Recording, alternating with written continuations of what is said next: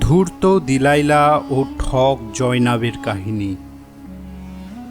খলিফা হারুন আল রশিদের রাজত্বকালে বাগদাদ শহরে বাস করত এক বুড়ি, নাম দিলাইলা। দিলাইলার দুই মেয়ে, বড় মেয়ের আগেই শাদী হয়ে গিয়েছিল, ছোট মেয়ে জয়নাব বুড়ির সঙ্গেই থাকে, তার এখনও শাদী হয়নি। এক সময় দিলাইলার স্বামী ছিল খলিফার পশুশালার প্রধান। তার অধীনে থাকত যত পাখি, ঘোড়া, কুকুর, পায়রা।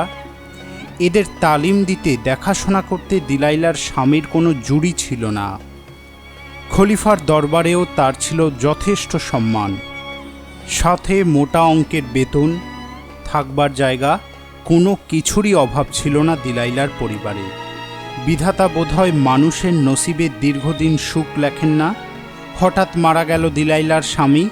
সুখের সূর্য অস্তমিত হলো। সামান্য যা সঞ্চয় ছিল তাই সম্বল করে শহরের প্রান্তে একটা ছোট ঘরে এসে উঠল দিলাইলা আর জয়নাব। কয়েক মাস যেতেই বুড়ির চোখে অন্ধকার নেমে এলো। হাত একেবারে খালি। উঞ্ছবৃত্তি করে অতি কষ্টে দুবেলা দুমুঠো জোটে, কোনো দিন হয়তো তাও জোটে না। কথায় বলে, অভাবে স্বভাব নষ্ট। বুড়ি দিলাইলা ছিল যেমন চালাক তেমনি চতুর। বুদ্ধিতে আচ্ছা শেয়ানা লোকও তার কাছে হার মানতে বাধ্য হতো। বুড়ি দিলাইলা যখন দেখল দুবেলা দুমুঠো খাবার আর জোগাড় করতে পারছে না, তখন শুরু হলো তার লোক ঠকানোর ব্যবসা। অল্প দিনেই বুড়ি হয়ে ওঠে ঠগিনীদের শিরোমণি। মন থেকে সব দয়ামায়া উবে গেল। উদ্দেশ্য সিদ্ধ করতে বুড়ি হয়ে উঠত এক মূর্তিমান শয়তান। শেয়ালের মতো ধূর্ত আর নেকড়ের মতো হিংস্র বুড়ি দিলাইলার মেয়ে জয়নাবও কিছু কম যায় না। তীক্ষ্ণ বুদ্ধির সাথে তার রূপের ছলাকলা আর যৌবনের মাদকতা। একদিন দিলাইলা আর জয়নাব বাড়ির জানলায় দাঁড়িয়েছিল। এমন সময় তাদের চোখে পড়ল বিশাল এক শোভাযাত্রা করে চলেছে বাগদাদের ওয়ালি বা শাসনকর্তা। তার ডান দিকে আহমেদ, বাঁ দিকে হাসান নামে দুই পাকা চোর। চুরিবিদ্যায় দুজনের কোনো জুড়ি ছিল না। দুনিয়ার চৌর্যবৃত্তির যত কৌশল আছে সমস্তই তারা মগজ খাটিয়ে উদ্ভাবন করেছিল। চুরিবিদ্যা মহাবিদ্যা, যদি না পড়ো ধরা। খলিফার প্রহরীরা হাজার চেষ্টা করেও তাদের ধরতে পারেনি। উপায়ান্তর না দেখে খলিফা ঠিক করলেন চোরকে দিয়েই চুরি বন্ধ করতে হবে। আহমেদ আর হাসানকে শহরের কোতোয়ালির ভার দিলেন। আহমেদের ওপর পড়ল স্থলের শান্তি শৃঙ্খলার দায়িত্ব, আর হাসানের ওপর পড়ল নদীপথ, বন্দর, সাগরের ভার। খলিফা বললেন, আজ থেকে নাগরিকদের জীবন, ধন সম্পদ রক্ষার সব দায়িত্ব তোমাদের। প্রজারা যেন নির্বিঘ্নে নিশ্চিন্তে আমাদের রাজ্যে বসবাস করতে পারে। তোমাদের পারিশ্রমিক হবে মাসে 1000 দিনার।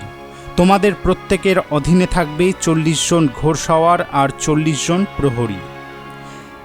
বাগদাদের ওয়ালি ঘোড়ার গাড়িতে দুজনকে চাপিয়ে সারা নগরময় সুলতানের আদেশ ঘোষণা করেছিল, আজ থেকে তোমাদের কোনো অভিযোগ থাকলে তা আহমেদ আর হাসানের কাছে জানাতে পারবে। ওয়ালির ঘোষণা শুনে রাগে ফেটে পড়ল বুড়ি দিলাইলা। দুই পাকা চোর এতদিন চুরি বদমাইশি করে দিন কাটালো। লোকজন ওদের জ্বালায় শান্তিতে থাকতে পারেনি। রাতে চোখের পাতা এক করতে পারেনি। সেই ধরিবাজদের কবজা করতে না পেরে খলিফা তাদের করে দিলেন শহরের কোতোয়াল। কি কাজের কি ইনাম! আর আমার স্বামী সারা জীবন নিষ্ঠাভরে খলিফার সেবা করে গেলেন, আমরা তার ইনাম পেলাম অনাহার আর দারিদ্র। রাগে দিলাইলার সর্বশরীর জ্বলতে থাকে। জয়নাব বলে ওঠে, আল্লাহর এ দুনিয়ায় কোনো ন্যায় বিচার নেই মা। মুখ বুঝে আমরা অনেক সহ্য করেছি। চোর দুটো যদি এত সহজে ফন্দি এঁটে খলিফাকে জয় করতে পারে, তো তুমি ইচ্ছে করলে আরও অনেক কিছু করলে খলিফা ভালোভাবেই তখন বুঝতে পারবেন ওই মাথায় গোবর পোড়া নির্বোধ দুটো, যাদের তিনি কোতোয়াল করেছেন, তোমার বুদ্ধির কাছে তারা নেহাতি শিশু। বুড়ি দিলাইলা কিছুক্ষণ চুপ করে থাকে। তারপর মেয়েকে শান্ত করে বলল, তুই কিছু চিন্তা করিস না বেটি। এতদিন বাগদাদের লোক দেখেছে দুই ছিচকে চোর আহমেদ আর হাসানকে। এইবার দেখবে ধূর্ত শিরোমণি দিলাইলা আর তার মেয়ে জয়নাবকে। পরদিন সকাল হতেই দিলাইলা দরবেশের মতো মস্ত বড় কালো আলখাল্লা পরে নিল, কোমরে হলুদ রঙের চওড়া ফট্টি, গলায় মোটা তসবি জপমালা, একটা জল ভরা বদনার মুখে 3 দিনার রেখে খেজুরের কাটা গুজে দিল। অন্য হাতে লাল, হলুদ, সবুজ 3 রঙের কাপড় লাগানো বিরাট এক নিশান নিয়ে ফকিরিনীর সাজ পোশাক পরে পথে বেরিয়ে পড়ল। কয়েক পা চলে আর হুঙ্কার দিয়ে ওঠে, ইয়া আল্লাহ, ইয়া আল্লাহ। তার চিৎকার আর অদ্ভুত পোশাক দেখে রাস্তার লোক জড়ো হয়ে গেল। মাঝে মাঝে দিলাইলা দাঁড়িয়ে পড়ে আর বদনায় খেজুরের পাতা ডুবিয়ে জল তুলে লোকেদের দিকে ছিটিয়ে দেয়, আল্লাহ সকলের মঙ্গল করুন। লোকে ভাবে নির্ঘাত বড়সড় কোনো সুফি সাদিকা হবে, অনেকে মাথা নুইয়ে দোয়া মানে। কিছু দূর যেতে যেতে দিলাইলা এসে পড়ল খলিফা হারুন অল রশিদের দেহরক্ষী দলের সর্দার মুস্তাফা সাহেবের বাড়ির সামনে। মুস্তাফার মতো বদমেজাজি লোক সারা বাগদাদ শহরে আর দুটি ছিল না, কথার চেয়ে তার হাত বেশি চলত। এমন বদরাগী লোক জব্দ ছিল তার বিবির কাছে। অনেক সাত করে সুন্দরী বিবি ঘরে এনেছিল। তারপর পুরো 10টি বছর কেটে গেছে, কিন্তু নিতান্তই দুর্ভাগ্যের কপাল মুস্তাফার, এত বছরেও বিবির কোনো সন্তান হলো না। মাঝে মাঝে মনে হয় আরেকটা বিবি নিয়ে আসবে, কিন্তু শাদির রাতে বিবির কাছে শপথ নিয়েছিল কোনো দিন সে ঘরে অন্য বিবি নিয়ে আসবে না। এখন সেই শপথের জন্য আফসোস হয়। যখন অন্যদের কোলে ছোট ছোট ফরিস্তার মতো শিশু দেখে, তখন বুকের ভেতরটা হু হু করে ওঠে। মাঝে মাঝে মনে হয় জীবন যেন এক ধূসর মরুভূমি, কোনো প্রাণ নেই সেখানে। সেই দিন গোসল করে আয়নার সামনে দাঁড়িয়ে চুল আঁচড়াচ্ছিল মুস্তাফা। হঠাৎ চোখে পড়ল কয়েকটা পাকা চুল। মুহূর্তে এক বিষণ্ণতা এসে তার সমস্ত মনকে আচ্ছন্ন করে ফেলল। ঘরে এসে চুপচাপ নিজের বিছানার ধারে বসে পড়ল। তার বিবি মুস্তাফাকে ওইভাবে বসে থাকতে দেখে বলল, কি হয়েছে, তোমার কি শরীরটা খারাপ? সাথে সাথে রাগে ফেটে পড়ল মুস্তাফা, তুই দূর হয়ে যা আমার সামনে থেকে, তোর মতো বাজা মেয়ের মুখ দেখতেও ঘেন্না করে। তোকে শাদি করেই আমার জীবনটা মরুভূমি হয়ে গেল।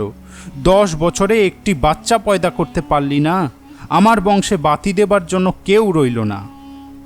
মুস্তাফার বিবি এতক্ষণ সব সহ্য করছিল, এইবার রাগে ফুঁসে উঠল, সব তোমার দোষ। তবে সে দোষ কি আমার একার?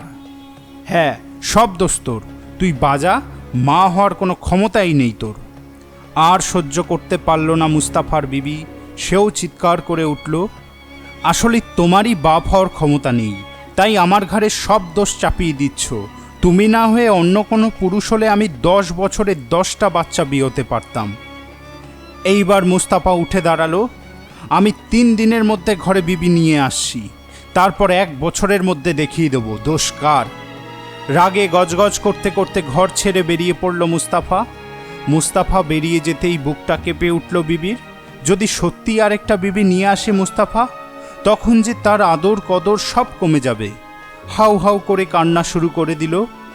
এদিকে ঘরের মধ্যে যখন মুস্তাফা আর তার বিবি ঝগড়া করছিল, সব কানে এলো দিলাইলার।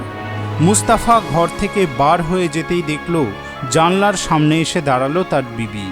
একেবারে কচি বয়স, টলটলে মুখ, ফুপিয়ে ফুপিয়ে কাঁদছিল। দিলাইলা ভালো করে তাকাতেই দেখল বিবির গা ভর্তি গহনা। সাথে সাথে দিলাইলার চোখ দুটো চকচক করে উঠল। ওই বিবির গায়ের গয়না দিয়েই শুরু করি। এদিকে জানলা দিয়ে ফকিরিনের বেশে দিলাইলাকে দেখে বিবি ভাবল ওকে ডেকে আনি। ফকির দরবেশ মানুষ, ওর আশীর্বাদ পেলে এই মরুভূমিতেও হয়তো ফুল ফুটতে পারে। এক বাদীকে ডেকে বলল, যা ওই ফকিরিনীকে গিয়ে ডেকে নিয়ে আয়। বাদী গিয়ে দ্বাররক্ষীকে বলল, তুই একটু ফকিরিনীকে ডাক দে, মালকিন ওর সাথে দেখা করবেন। দ্বাররক্ষী সামনে গিয়ে কর চুম্বন করতে যেতেই কয়েক পা পিছিয়ে গেল দিলাইলা। করিস কি বেটা, করিস কি? তুই আজ রোজু করে নামাজ পড়েছিস? তুই ছুলে আমার সারা শরীর অসুচি হয়ে যাবে। কাল থেকে রোজু করে নামাজ পড়বি। আর আমি আশীর্বাদ করছি, তুই আল্লাহর কাছে যে গুনাহ করেছিলি, যার জন্যে তোর এই দাসত্ব, সেই গুনাহ আমি মাফ করে দিলাম। আল্লাহ তোর মঙ্গল করবেন, তোর এই দাসত্ব দূর হয়ে যাবে, তোর সব দুঃখ দূর হয়ে যাবে। দিলাইলার কথা শুনে শ্রদ্ধায় দ্বাররক্ষীর মাথা নুয়ে এলো। তাড়াতাড়ি পায়ের কাছে হাঁটু গেড়ে বসে বলল, ফকির মা, আমি সত্যিই বড় দুঃখে আছি, আপনার ওই পানি আমার মাথায় ছিটিয়ে দিন, আপনার দয়া পেলেই সব দুঃখ দূর হয়ে যাবে। বুড়ি বদনা তুলে বলল, হাত পাত বেটা। বদনার মুখ থেকে খেজুরের কাঁটাগুলো বার করতেই 3টি দিনার দ্বাররক্ষীর হাতে গিয়ে পড়ল। নে, আল্লাহ তোকে আশীর্বাদ করলেন, খুব শিগগিরই তোর সুদিন আসছে। হে আল্লাহ মেহেরবান, তুমি একে দয়া করো। দ্বাররক্ষী কি বলবে ভেবে পায় না, বিস্ময়ে শ্রদ্ধায় তার বাকরুদ্ধ হয়ে যায়। তার ভাবভঙ্গি দেখে দাসী নিজেই এগিয়ে আসে, দিলাইলার পায়ের কাছে আলখাল্লায় চুম্বন করে বলল, ফকির মা, আমাদের মালকিন আপনার দোয়া চাইছেন, একটি বার যদি আপনার পায়ের ধুলো দেন, মালিকের অনেক দিনের স্বাদ পূর্ণ হবে। এ আর এমন কি কথা বেটি, চল আমি যাচ্ছি। মুস্তাফার বিবির নাম খাতুন। দিলাইলাকে দেখেই খাতুন সাষ্টাঙ্গে প্রাণিপাত হয়ে বলল, আমাকে দোয়া করো ফকির মা, আমি বড় দুঃখী। দিলাইলা তার জপের মালা ঘুরিয়ে বলল, আমি তোর দুঃখ জানি বেটি, 10 বছর শাদী হয়েছে, এখনো কোনো বালবাচ্চা হলো না, তোর স্বামী তাই আরেক বিবি আনতে চলেছে। সাথে সাথে দিলাইলার পায়ের উপর আছড়ে পড়ল খাতুন, তুমি পয়গম্বর মা, নইলে আমার মনের কথা কেমন করে জানবে? তুমি ছাড়া এখন আর কেউ আমাকে দোয়া করতে পারবে না। আমিও তো রোজ আল্লাহর কাছে ভিক্ষা করছি, আমার কোলে একটা বাচ্চা দাও, কিন্তু আল্লাহ মুখ ফিরিয়ে নিয়েছেন মা, নইলে কেন তার দয়া পাবো না? এখন মুস্তাফা যদি আরেকটা শাদী করে, তখন তো আমার আর দুঃখের সীমা থাকবে না। কান্নায় ভেঙে পড়ল খাতুন। দিলাইলা তার মাথায় হাত বুলিয়ে দিয়ে বলল, তুই কাঁদিস না বেটি, আল্লাহ আমাকে ঠিক সময়ই তোর কাছে পাঠিয়েছেন, আর তোর কোনো ভয় নেই, শুধু আমি যা বলবো সেই মতো কাজ করতে হবে, তাহলেই তোর স্বামীর মন পাল্টে যাবে। আজ থেকে 10 মাস 10 দিন পর তোর কোলে আসবে ফুটফুটে চাঁদের মতো নান্না ফরিস্তা। খাতুন বলল, তুমি আদেশ করো ফকির মা, তুমি যা বলবে আমি তাই করব। তাহলে চটপট তৈরি হয়ে নে। এই শহরেই এক পীর সাহেবের দরগা আছে, সেখানেই আমি জপ করি। এই পীর সাহেব বাইরের কোনো মানুষের সাথে দেখা করেন না, তিনি হচ্ছেন আল্লাহর সবচেয়ে প্রিয় পয়গম্বর, তিনি যাকে যা আশীর্বাদ করবেন তার তাই হবে। তুই চটপট তৈরি হয়ে নে। তুই বড় ঘরের বিবি, ভালো করে সাজগোজ করে নে, গায়ের যা কিছু গহনা আছে সব পরে নিবি। খাতুনের মুখ শুকিয়ে গেল, কিন্তু আমি কেমন করে যাব ফকির মা? আমার স্বামী যে বাড়ি নেই, তার অনুমতি না নিয়ে তো এতদিন ঘরের বাইরে যাই না। তুমি একটু বসো, আমার স্বামী এক্ষুনি এসে যাবে। আমার তো বসবার সময় নেই, তাছাড়া পীর সাহেব দুপুরের পর আর কারো সাথে দেখা করেন না, আমি বললেও না। তুই এত চিন্তা করিস না বেটি, তুই আমার সাথে যাবি, আর তোর স্বামী আসবার আগেই আমি তোকে পৌঁছে দিয়ে যাব, কেউ কিছুই জানতে পারবে না। তাছাড়া সব মেয়েদের ব্যাপার, স্বামীদের কি সব কথা বলতে আছে? দিলাইলার কথায় মনের সংশয় দূর হয়ে যায়।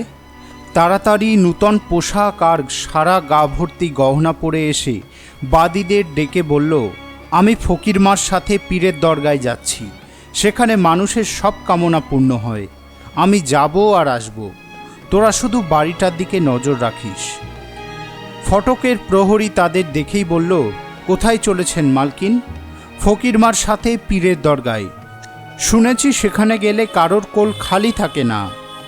প্রহরী ভক্তিতে গদগদ হয়ে বলল, আপনি নিশ্চিন্ত মনে যান মালকিন, ইনি মানুষের রূপ ধরে সাক্ষাৎ ফরিস্তা, শুধু আপনাকে দোয়া করবেন বলেই এখানে এসেছেন, আমাকেও আশীর্বাদ করেছেন, আসমান থেকে 3টে দিনার এনে দিয়েছেন। দিলাইলা খাতুনকে নিয়ে চলল। খাতুনের মনের উৎকণ্ঠা যায় না, আমার স্বামীর সাথে যে আজ ঝগড়া করেছি, তুই কেন চিন্তা করছিস বেটি? তুই কি ভাবছিস পীর বাবার আশীর্বাদে তোর শুধু সন্তানই হবে? দেখবি তোর স্বামী তোর মহব্বতের জোয়ারে এমন ভেসে যাবে যে শাদি করা তো দূরের কথা, তোকে ছেড়ে এক দণ্ডও থাকতে পারবে না। সেই পীর বাবার দরগা আর কত দূর ফকিরমা? এই তো এসে গেছি। দিলাইলার মন চঞ্চল হয়ে উঠল। মেয়েটাকে নিয়ে বেশিক্ষণ পথে ঘোরাঘুরি করা যাবে না, আর এত লোকজনের মাঝে ওর গহনাও নেওয়া সম্ভব নয়। হঠাৎ বুড়ির নজরে পড়ল পথের ধারে বাগদাদের নামকরা সওদাগর মুহসিন সাহেবের বেটা সিদি মুহসিন দোকানে বসে এক দৃষ্টিতে তাকিয়ে আছে খাতুনের দিকে। তার আর চোখের পলক পড়ছে না। মুহসিন 17 বছরে পা দিয়েছে, সবে চোখে যৌবনের রং ধরতে আরম্ভ করেছে। বুড়ির পাকা চোখে মুহসিনের মনের অবস্থা বুঝতে দেরি হলো না। খাতুনকে বলল, তুই এখানে একটু দাঁড়া বেটি। এ মুহসিন আমার মস্ত বড় ভক্ত, আমাকে খুব শ্রদ্ধা ভক্তি করে। ওর সাথে একটু দেখা না করে গেলে খুব দুঃখ পাবে। দিলাইলা সোজা গিয়ে মুহসিনের দোকানে ঢুকে পড়ল। বেটা, তুমি তো সিদি মুহসিন, তোমার কাছে একটা দরকারে এসেছি। সবাই বলল, তুমি ছাড়া আর কেউ আমার উপকার করতে পারবে না। কি উপকার ফকিরমা? আমার সাধ্য থাকলে নিশ্চয়ই করব। ওই যে দাঁড়িয়ে আছে, ও আমার বেটি। ওর বাপজান মস্ত বড় বণিক ছিল, কিন্তু কিছুদিন হলো তার ইন্তেকাল হয়েছে। এই ঘর সংসারে আমার আর মন বসছে না, তাই আল্লাহর ডাকে ফকিরিনী হয়ে পথে বেরিয়ে পড়েছি। কিন্তু মেয়েটাকে কার হাতে দিয়ে যাব কিছুতেই ভেবে পাচ্ছিলাম না। শেষে সকলেই বলল, তোমার চেয়ে যোগ্য পাত্র এই শহরে আর দ্বিতীয় কেউ নেই। বেটা, এখন তুমি যদি আমার বেটিকে গ্রহণ করো, আল্লাহ তোমার মঙ্গল করবেন। আমার বেটি শুধু সুন্দরী নয়, ওর অনেক গুণ, আর ওর বাপজানের ধন দৌলতও কিছু কম নয়। ওকে শাদি করলে সুন্দরী বিবি পাবে, দৌলত পাবে, সুখ আরামও পাবি।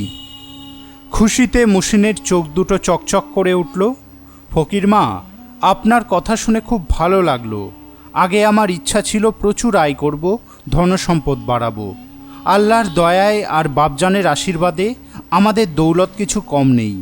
আমার মা বলতেন, বেটা, ঘরে বিবি নিয়ে আয়। যে ঘরে বিবি নেই সেই ঘরে কিছু নেই। আমার মা বেহেস্তে চলে গিয়েছেন। সাথে সাথে দিলাইলা বলল, তবে তো তোমার মায়ের সেই ইচ্ছা পূর্ণ করা তোমার ফরজ। তুমি ইচ্ছে করলেই আমার বেটিকে ভালো করে দেখে নিতে পারো। কাছেই আমার ঘর। তুমি যদি চাও আমার সঙ্গে চলে এসো, তবে একটু দূরে দূরে এসো। লোকজনের মন তো, কার মনে কি আছে কিছুই তো বোঝা যায় না। ঠিক আছে ফকিরমা, তুমি চলো, আমি তোমার ঠিক পেছনেই থাকব। বুড়ি এগিয়ে যেতেই ভালো করে খাতুনকে দেখে নেয় মুহসিন। বোরখার ফাঁকে যেটুকু দেখা যায় তাতেই তার বুকের রক্ত উথাল পাথাল করতে থাকে। নূতন সাজ পোশাক পরে এক থালি মোহর নিয়ে বেরিয়ে পড়ল মুহসিন। পথে নেমেই দিলাইলা ভাবল, দুজনকে তো জালে ধরেছি, এখন তুলব কি করে সেটাই চিন্তা। হঠাৎ মনে পড়ল, মোড় পার হলেই এক শয়তান বুড়ো হাজি মোহাম্মদের বাড়ি। মেয়েদের সর্বনাশ করতে তার কোনো জুড়ি নেই। তার দোকানের সামনে এসে দিলাইলা খাতুনকে বলল, একটু দাঁড়া বেটি, আমি আগে গিয়ে পীর সাহেবের সাথে কথা বলে আসি। তিনি কখন কি অবস্থায় থাকেন কেউ তা জানে না। বুড়ি সোজা গিয়ে দাঁড়ালো হাজি মোহাম্মদের কাছে। তাকে সেলাম করে বলল, আপনি বিখ্যাত রঙের কারবারি হাজি সাহেব? হাজি বলল, আপনি ঠিকই ধরেছেন। আমি আপনার কি উপকার করতে পারি বলুন। বুড়ি ইশারা করে বলল, ওই যে মেয়েটাকে দেখছেন, ও আমার বেটি। কাছেই আমাদের বাড়ি, 7 পুরুষের বাড়ি। বাড়ির এমন অবস্থা যে আর বাস করা যায় না। কদিন আগে খানিকটা ভেঙে পড়েছে। মিস্ত্রি ডেকে বাড়ি মেরামত করছি। 10-15টা দিনের জন্য একটা আশ্রয় খুঁজছি। সকাল থেকে পথে পথে ঘুরছি, কিন্তু কোথাও একটা ঘর পেলাম না। শেষে লোকেরা বলল, হাজি সাহেবের কাছে যাও, ওনার দয়ার শরীর, নিশ্চয়ই তোমাদের একটা ব্যবস্থা হয়ে যাবে। এখন আপনি যদি অনুগ্রহ করে একটা আশ্রয়ের ব্যবস্থা করে দেন। এমন একটা সুন্দরী তরুণী তার হাতের মুঠোয় এসে যাবে, এ তো মেঘনা চাইতেই জল। দেখে মনে হচ্ছে গয়নাগাটিও গায়ে ভালোই আছে। তাড়াতাড়ি একগাল হেসে হাজি সাহেব বলল, এ আর এমন কি কথা বুড়িমা, আমার দয়ার শরীর। লোকের দুঃখ কষ্ট শুনলে আর নিজেকে স্থির রাখতে পারি না। আমার দোকানের উপরেই ঘর আছে, কিন্তু মুশকিলটা হচ্ছে একখানা মাত্র ভালো ঘর, আর একটা খুব ছোট। মাঝে মাঝে চাষিরা যখন রং বিক্রির জন্য আসে তখন তো ওরা ওই ঘরেই থাকে। তাড়াতাড়ি বুড়ি বলল, তাতে আমাদের কোনো অসুবিধা হবে না, সবাই মিলেমিশে একসঙ্গে কাটিয়ে দেব। মাত্র কয়েকটা দিনের তো ব্যাপার। হাজি দুটো চাবি দিয়ে বলল, বড় চাবিটা বড় ঘরের, ছোট চাবিটা ছোট ঘরের। তুমি বেটিকে নিয়ে ঘরে যাও, কোনো দরকার হলে আমাকে এসে বলবে। বুড়ি তাড়াতাড়ি খাতুনকে নিয়ে সোজা উপরের ঘরে উঠে গেল। চোখের ইশারায় মুশিনকে পথের ধারে দাঁড়াতে বলল। ঘর খুলে বুড়ি বলল, তুই এখানে একটু বস বেটি, আমি পীর বাবাকে ডেকে নিয়ে আসি। বুড়ি দরজা বন্ধ করে সোজা রাস্তায় নেমে এলো। মুসিনকে ইশারায় কাছে ডেকে সোজা নিয়ে এলো ছোট ঘরে। তুমি এখানে একটু বসো বেটা, আমি মেয়ের সঙ্গে কথা বলে আসছি। বুড়ি দ্রুত পায়ে উঠে এলো খাতুনের কামরায়। খাতুন উৎকণ্ঠায় ছটফট করছিল। বুড়িকে দেখেই বলল, ফকির মা, পীর বাবা কি আসছেন? হ্যাঁ বেটি, তিনি আসছেন, কিন্তু তোমার এই সব পোশাক অলংকার দেখলে খুব ক্রুদ্ধ হতে পারেন। তিনি সর্বত্যাগী কামনাশূন্য এক মুক্ত পুরুষ। তিনি বলেন, তুমি জন্মের সময় ছিলে নগ্ন, সেই নগ্নতাই তোমার সর্বশ্রেষ্ঠ আবরণ। তুই তোর সব পোশাক খুলে আমায় দে। পীর বাবার কাছে কোনো লজ্জা নেই, তিনি হচ্ছেন পয়গম্বরদের পয়গম্বর। খাতুনের মনে সন্তান কামনা এত তীব্র হয়ে উঠেছিল যে দ্বিধাহীন চিত্তে শরীরের সমস্ত অলংকার একে একে খুলে ফেলল। তারপর সমস্ত আবরণ একে একে উন্মোচন করে একেবারে নগ্ন হয়ে দাঁড়ালো। বুড়ি তাড়াতাড়ি সবগুলো পোটলা করে বেঁধে নিয়ে বলল, তুই একটু বস বেটি, আমি এগুলো একবার পীর সাহেবের আসনে ঠেকিয়ে আসি, তাহলে এগুলো পবিত্র হয়ে যাবে। দিলাইলা পোটলা কাঁধে তুলে নিয়ে বাইরে এসে দরজা বন্ধ করে দিল। নিচে ছোট্ট কামরায় মুশিন তীব্র গরমে দরদর করে ঘামছিল। দিলাইলাকে দেখে বলল, আর কতক্ষণ আমাকে এখানে প্রতীক্ষা করতে হবে বুড়িমা? আমার বেটি তোমার সাথে দেখা করতে চাইছে না। মুশিনের তো মাথায় হাত। কেন কেন বুড়িমা, কি হয়েছে? তোমাকে এত করে বললাম যে তুমি আমার বেটির কাছ থেকে দূরে থাকো, তুমি তা গ্রাহ্যই করলে না। প্রায় গায়ের সঙ্গে লেপ্টেছিলে। এ শহরে বদলোকের কি অভাব আছে? কেউ একজন বলেছে তোমার শরীরে নাকি কুষ্ঠ। সাথে সাথে প্রায় চিৎকার করে উঠল মুশিন, সব মিথ্যে কথা, বিশ্বাস না হয় তুমি আমাকে দেখো। আমি আর কি দেখব বেটা, তুমি এক কাজ করো, সব জামাকাপড় খুলে আমার কাছে দিয়ে সোজা আমার বেটির ঘরে চলে যাও। নিজের চোখেই তোমরা দুজনে দুজনকে দেখে নিতে পারবে। সেই ভালো বুড়িমা। সাথে সাথে মুশিন সব পোশাক ছেড়ে একেবারে উলঙ্গ হয়ে দাঁড়ালো। বুড়ি সব পোশাকগুলো গুটিয়ে নিয়ে বলল, সোজা ওপরের ঘরে চলে যাও, সেখানে আমার বেটি তোমার জন্যে অপেক্ষা করছে। মুশিন ওপরের ঘরে যেতেই দিলাইলা আর দাঁড়ালো না, নিচে নেমে এলো। বাড়ির দিকে রওনা হওয়ার কথা মনে হতেই দাঁড়িয়ে পড়ল। লুট করতেই যখন নেমেছি তখন ভালো করেই লুট করব। প্রতারণার নেশায় দিলাইলা উদ্দাম মাতাল হয়ে উঠেছে। সোজা হাজির কাছে গিয়ে বলল, আপনার এই উপকার আমি কোনোদিনও ভুলব না হাজি সাহেব। যদি আরেকটু উপকার করেন, আল্লাহ নিশ্চয়ই আপনাকে দোয়া করবেন। সকাল থেকে আমার বেটির মুখে এক টুকরো দানা পানি পড়েনি। যদি এই 10 দিনার নিয়ে কয়েকটা রুটি আর অল্প গোশত এনে দেন, তাহলে মা আর বেটি দুপুরের নাস্তাটা সারতে পারে। হাজি মহাভাবনায় পড়ে গেল। বেটিকে হাত করতে গেলে এটুকু তো করতেই হবে, কিন্তু দোকান খালি রেখে যায় কেমন করে? হাজি তো একটা শয়তান, কিন্তু দিলাইলা শয়তানের শিরোমণি। হাজির মনের ভাব বুঝতে সামান্যতম অসুবিধা হলো না। দোকানের মাঝখানে বসে পড়ে বলল, আমি তো এই অঞ্চলের পথঘাট তেমন চিনি না, তাহলে তোমাকে অন্ধকারে বিরক্ত করতাম না। তুমি দোকানের জন্য কোনো চিন্তা করো না, তুমি না আসা পর্যন্ত এখানেই থাকবো। তুমি এলে একসাথে 3 জন খাবো। দিলাইলাকে সামান্যতম সন্দেহ করবার কোনো অবকাশ পায় না হাজি। বিনা খরচে দুপুরের আহার সারা যাবে, এই ভেবে আর দেরি না করে বেরিয়ে পড়ল। হাজি বেরিয়ে যেতেই দিলাইলা দোকানে যেখানে যা কিছু জিনিস পেলেও একত্র করে। সেই সময় অল্প বয়স্ক একটি ছেলে গাধা নিয়ে হাজির দোকানের সামনে গিয়ে ভাড়ার সন্ধান করছিল। দিলাইলা তাকে ডাক দিল। গাধা রেখে ছেলেটি ভেতরে ঢুকতেই দিলাইলা বলল, এই দোকানের মালিককে চিনিস? হাজি সাহেবকে চিনব না? ও আমার বেটা। আমরা খুব বিপদে পড়েছি, নসিব খুব খারাপ, তাই হাজির এই দোকান নিলাম হয়ে গিয়েছে। তাকে কয়েদখানায় নিয়ে গেছে। বিকেলে লোকজন এসে সব কিছু দখল নেবে। তার আগেই আমরা কিছু জিনিস বাড়িতে নিয়ে যাব। তুই দোকানটা পাহারা দে, আমি তোর গাধা নিয়ে একটু মালগুলো বাড়িতে পৌঁছে দিয়েই ফিরে আসব। এই 5টা দিনার রেখে দে। আর একটা কাজ করিস বেটা, আমি চলে যাওয়ার পর দোকানের যতটা পারিস মাল ভেঙে তছনছ করে দিবি, যাতে ওই শয়তানগুলো যারা আমার ছেলেটাকে পথে বসিয়েছে তারা যেন কোনো কিছু না পায়। তোমার কোনো চিন্তা নেই বুড়িমা, তুমি যাও, আমি দোকান লণ্ডভণ্ড করে দেব। দিলাইলা আর অপেক্ষা করে না, সব কিছু বেঁধে বিরাট একটা পোটলা করে গাধার পিঠে চাপিয়ে সোজা গিয়ে থামল বাড়িতে। বুড়ির বেটি জয়নাব মায়ের চিন্তায় উৎকণ্ঠিত হয়েছিল। মা যতই ধূর্ত হোক, তার সামান্য ভুলেই যে কোনো মুহূর্তে বিপদের সম্ভাবনা। বেলা বাড়ার সাথে সাথে তার মানসিক উদ্বেগ ক্রমশই বাড়ছিল। এমন সময় চোখে পড়ল গাধার পিঠে বিরাট পোটলা চাপিয়ে মা আসছে। ছুটে গিয়ে পোটলা নামিয়ে বলল, মা, মনে হচ্ছে তুমি যেন সারা বাগদাদ শহরটাকেই লুট করে নিয়ে এলে। তোর মাকে কি ভাবিস? ইচ্ছে করলে সারা বাগদাদ শহরটাকেই এক হাটে কিনে আর এক হাটে বেচতে পারি। এক বেলাতে 4 জনকে ঠকালাম। পোটলা খুলতেই জয়নাবের চক্ষু স্থির হয়ে যায়। তুমি এত মাল কোথা থেকে নিয়ে এলে? দিলাইলা এক গ্লাস পানি খেয়ে মুচকি হেসে বলল, প্রথমে গেলাম খলিফার প্রধান দেহরক্ষী দলের সর্দারের বাড়িতে। তার বিবিকে হাত করে নিয়ে এলাম এই সব গহনা। তারপর এক ছোকরা বণিককে ফুসলিয়ে পেলাম এই 1000 দিনার। আর এই সব দামি জিনিস পেয়েছি এক বুড়ো শয়তানের কাছ থেকে। সবশেষে এক ছোকরার কাছ থেকে হাতালাম এই গাধাটা। জয়নাবের মুখ মুহূর্তে গম্ভীর হয়ে গেল।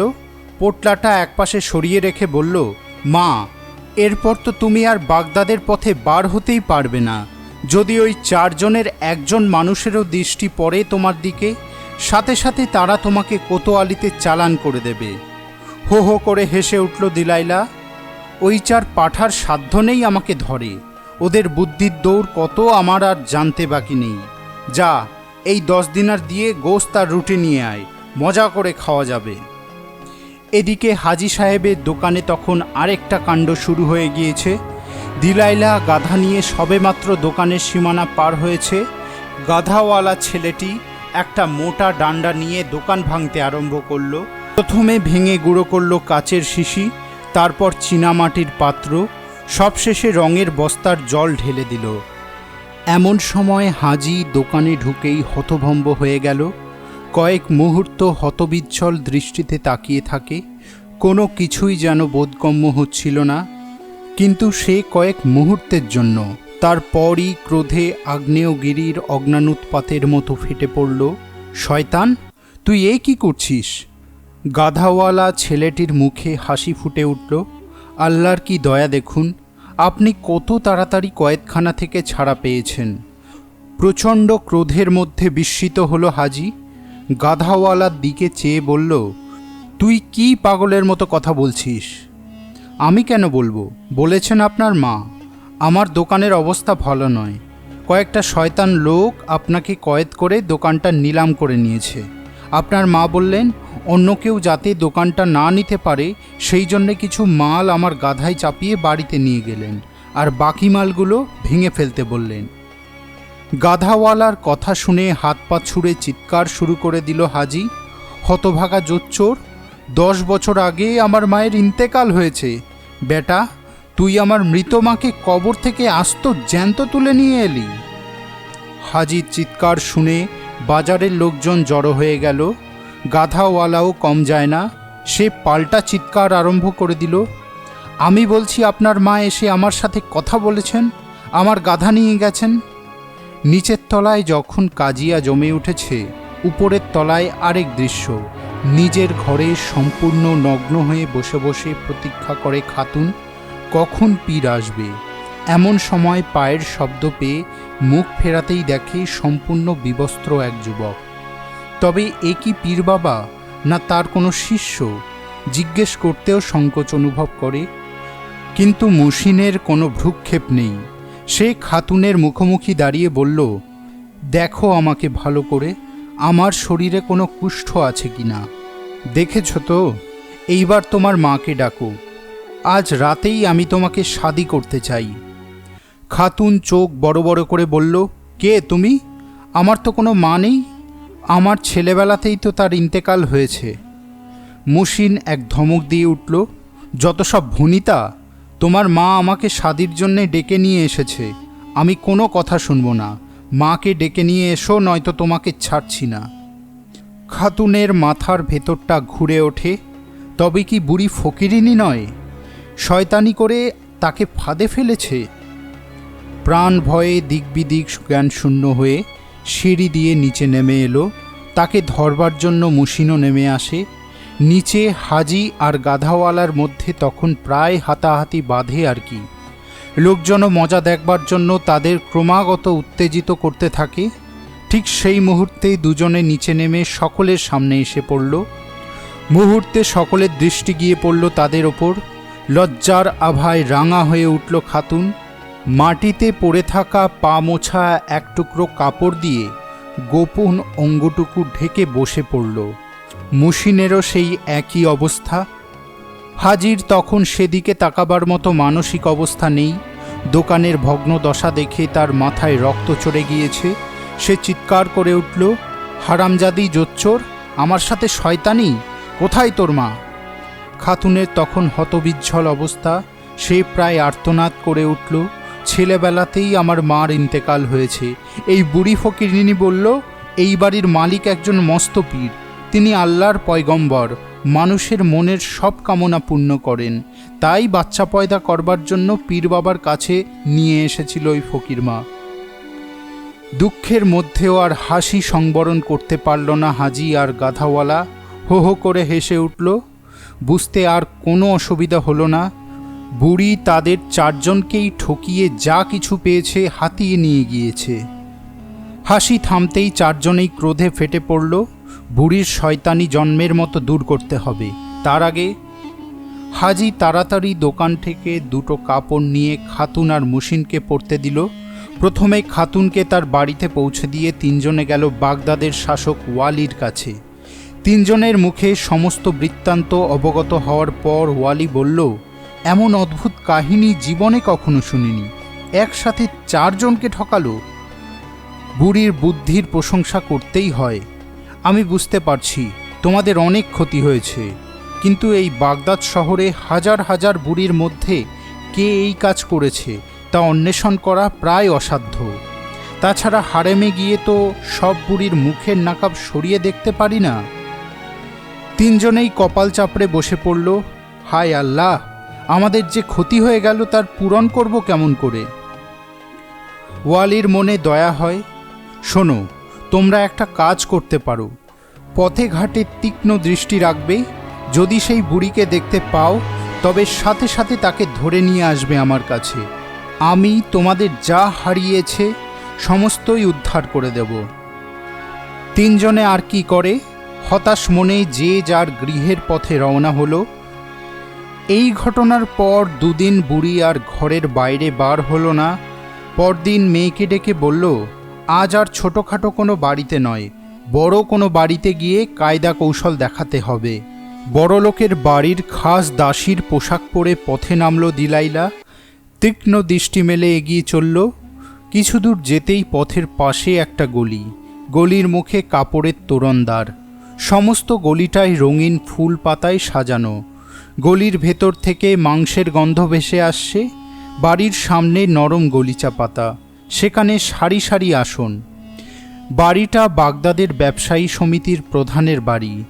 একজনকে জিজ্ঞেস করতেই বলল, আজ প্রধানের মেয়ের নিকাহ, তাই উৎসব আয়োজন। পায়ে পায়ে এগিয়ে বাড়ির প্রশস্ত আঙিনায় গিয়ে দাঁড়াতেই দেখতে পেল অল্প বয়সী একটি মেয়ে সুন্দর ফুটফুটে একটি বাচ্চা কোলে নিয়ে তার কান্না থামাবার জন্য চেষ্টা করছে। বাচ্চাটির পরনে মূল্যবান পোশাক, সর্বাঙ্গে হিরে জহরতের অলঙ্কার। দাসী মেয়েটি কিছুতেই বাচ্চাটির কান্না বন্ধ করতে পারছিল না। দিলাইলা এগিয়ে গেল, এ আমাদের মালকিনের ছেলে না? হ্যাঁ গো বুড়িমা, আজ মালকিনের মেয়ের নিকাহ। বাড়ি ভর্তি লোকজন, কিন্তু বাচ্চাটা কেঁদেই চলেছে। তাই মালকিন বললেন, ওকে একটু বাইরে থেকে ঘুরিয়ে নিয়ে আয়। এমন কান্নাকাটি করলে অতিথি অভ্যাগতের দিকে নজর দিতে পারবো না। এমন দামাল বাচ্চাকে কি আমি শান্ত করতে পারি? দিলাইলা বুঝতে পারল দাসী মেয়েটি স্বভাবতই বিরক্ত। মিষ্টি করে বলল, কি করব বাছা, আমার এসে পৌঁছতে একটু দেরি হয়ে গেল। তুমি একটা কাজ করবে, এই মোহরটা নিয়ে সোজা মালকিনকে গিয়ে বলবে তার মেয়ের ধাইমা মেয়েকে আশীর্বাদ করতে এসেছেন। ওকে আমি বুকে পিঠে করে মানুষ করেছি, আজ আমার কত আনন্দ।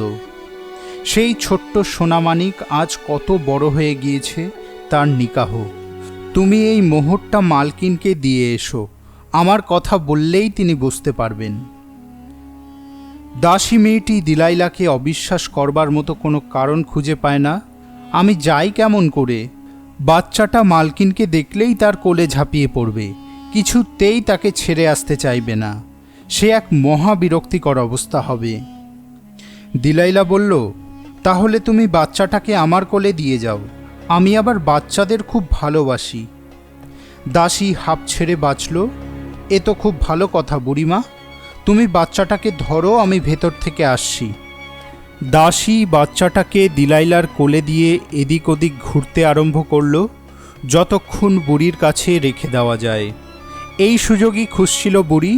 চটপট বাচ্চাটাকে নিয়ে গলির বাইরে বেরিয়ে এলো। একটা বাড়ির আড়ালে দাঁড়িয়ে সবকটা গহনা খুলে নিজের জামার পকেটে পুরে নিল। এদিক ওদিক তাকাতেই চোখে পড়ল সামনেই বিরাট একটা জহুরির দোকান। দোকানের মালিককে চিনত বুড়ি।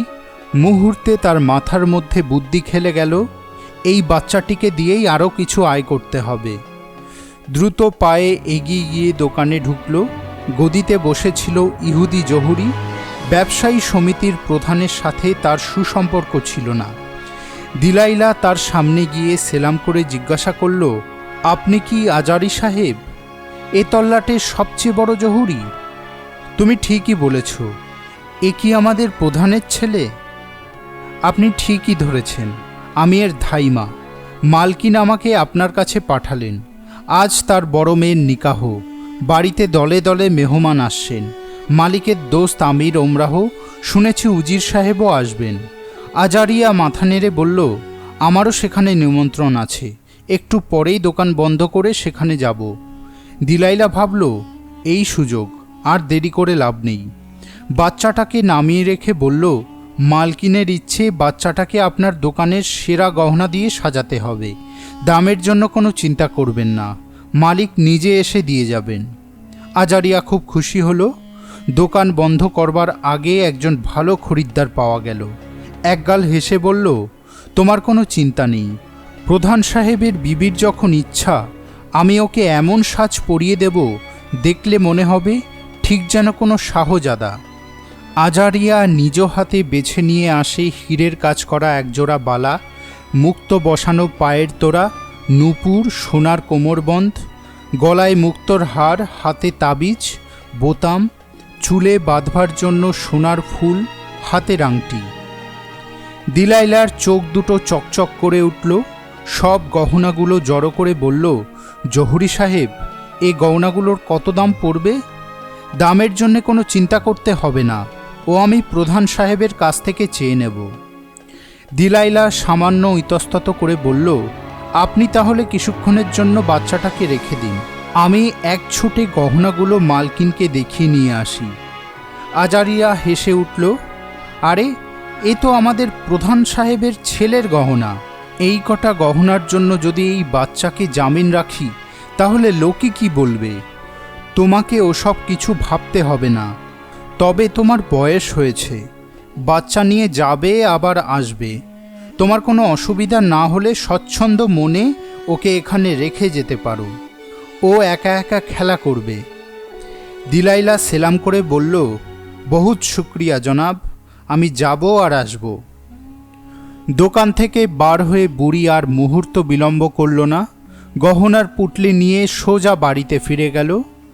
এত তাড়াতাড়ি মাকে ফিরতে দেখে জয়নাব বলল, আজ বুঝি কিছু হলো না? হেসে ফেলল দিলাইলা। তোর মা যখন কোনো কাজে নামে সেই কাজ শেষ না হওয়া পর্যন্ত থামে না। তবে আজ বড় কিছু দাও মারিনি, নেহাতি সামান্য। শহরের ব্যবসায়ী সমিতির প্রধানের ছেলের এই কটা গহনা আর এক জহুরির দোকানের বাকিগুলো। জয়নাব মনে মনে শঙ্কিত হয়ে ওঠে, মাকে সাবধান করে দেয়, মা তুমি যেভাবে কাজ কারবার করছো তাতে সারা বাগদাদের প্রত্যেকে তোমাকে চিনে যাবে।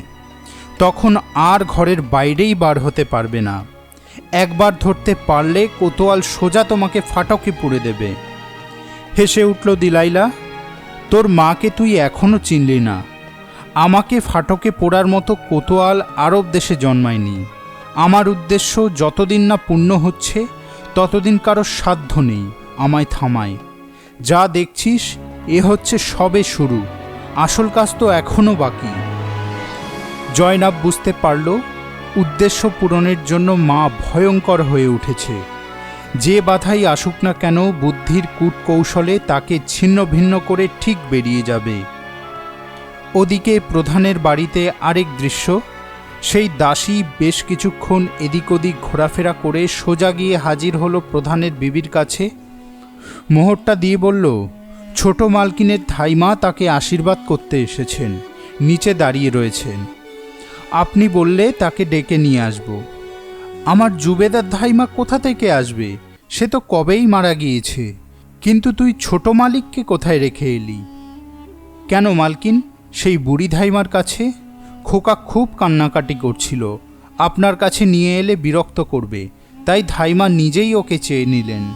মোহরটা তুলে নিয়েই প্রধানের বিবি চিৎকার করে উঠল, এ যে জাল, মনে হচ্ছে ধাইমাও জাল। যা শিগগির গিয়ে দেখ খোকা কোথায়। বাদী এক ছুটে নিচে আসতেই দেখে বুড়ি নেই, খোকাও নেই। এদিক ওদিক পাগলের মতো খুঁজতে আরম্ভ করল। দুজনেই হাওয়া হয়ে গিয়েছে। হাউ হাউ করে কান্না শুরু করে দিল দাসী। তার কান্না শুনে বাড়ির সকলে ছুটে আসে। প্রধানের বিবি বুক চাপড়ে মাটিতে লুটিয়ে পড়ল। দাসদাসী ও গৃহের উপস্থিত সকলেই উদ্ভ্রান্তের মতো চতুর্দিকে খুঁজতে আরম্ভ করে দিল। প্রধান সাহেবও ছুটে এলেন। নিমন্ত্রণ বাড়িতে হুলস্থুল পড়ে গেল। লোকজন পথে বেরিয়ে পড়ল। পথে ঘাটে যাকেই দেখা যায় তাকেই জিজ্ঞাসা করে, ফুটফুটে সুন্দর একটা বাচ্চা দেখেছ? সারা গায়ে গহনা। কেউ কোনো জবাব দিতে পারে না। শেষে খুঁজতে খুঁজতে একজনের দৃষ্টি পড়ল, আজারিয়ার দোকানের ভেতরে খেলা করছে প্রধানের বেটা। খবর পেয়েই প্রধান ছুটে এসে ঝাঁপিয়ে পড়ল আজারিয়ার উপর। শয়তান, আমার বাচ্চাটাকে চুরি করে নিয়ে এসেছিস? কোনো কিছুই বুঝে উঠতে পারে না আজারিয়া। লোকের ভাবভঙ্গি দেখে ভয়ে কাঁপতে আরম্ভ করল। প্রধানের ক্ষমতার কথা তার অজানা নয়। তাছাড়া তার সাথে ওই বিশাল জনতা, সবাই চিৎকার করছে, ওই শয়তান ইহুদি প্রধানের ছেলেকে চুরি করেছে। আজারিয়া কাঁপতে কাঁপতে বলল, প্রধান সাহেব বিশ্বাস করুন, আমি কিছুই জানি না। আপনার ছেলেকে আমি আনিনি। এইবার রাগে ফেটে পড়ল প্রধান, তুই না নিয়ে এলে কেমন করে ও এলো? তুই কি বলতে চাস ও নিজের পায়ে হেঁটে এসেছে? প্রধান সাহেব আপনি বিশ্বাস করুন, আমি সত্যিই ওকে নিয়ে আসিনি।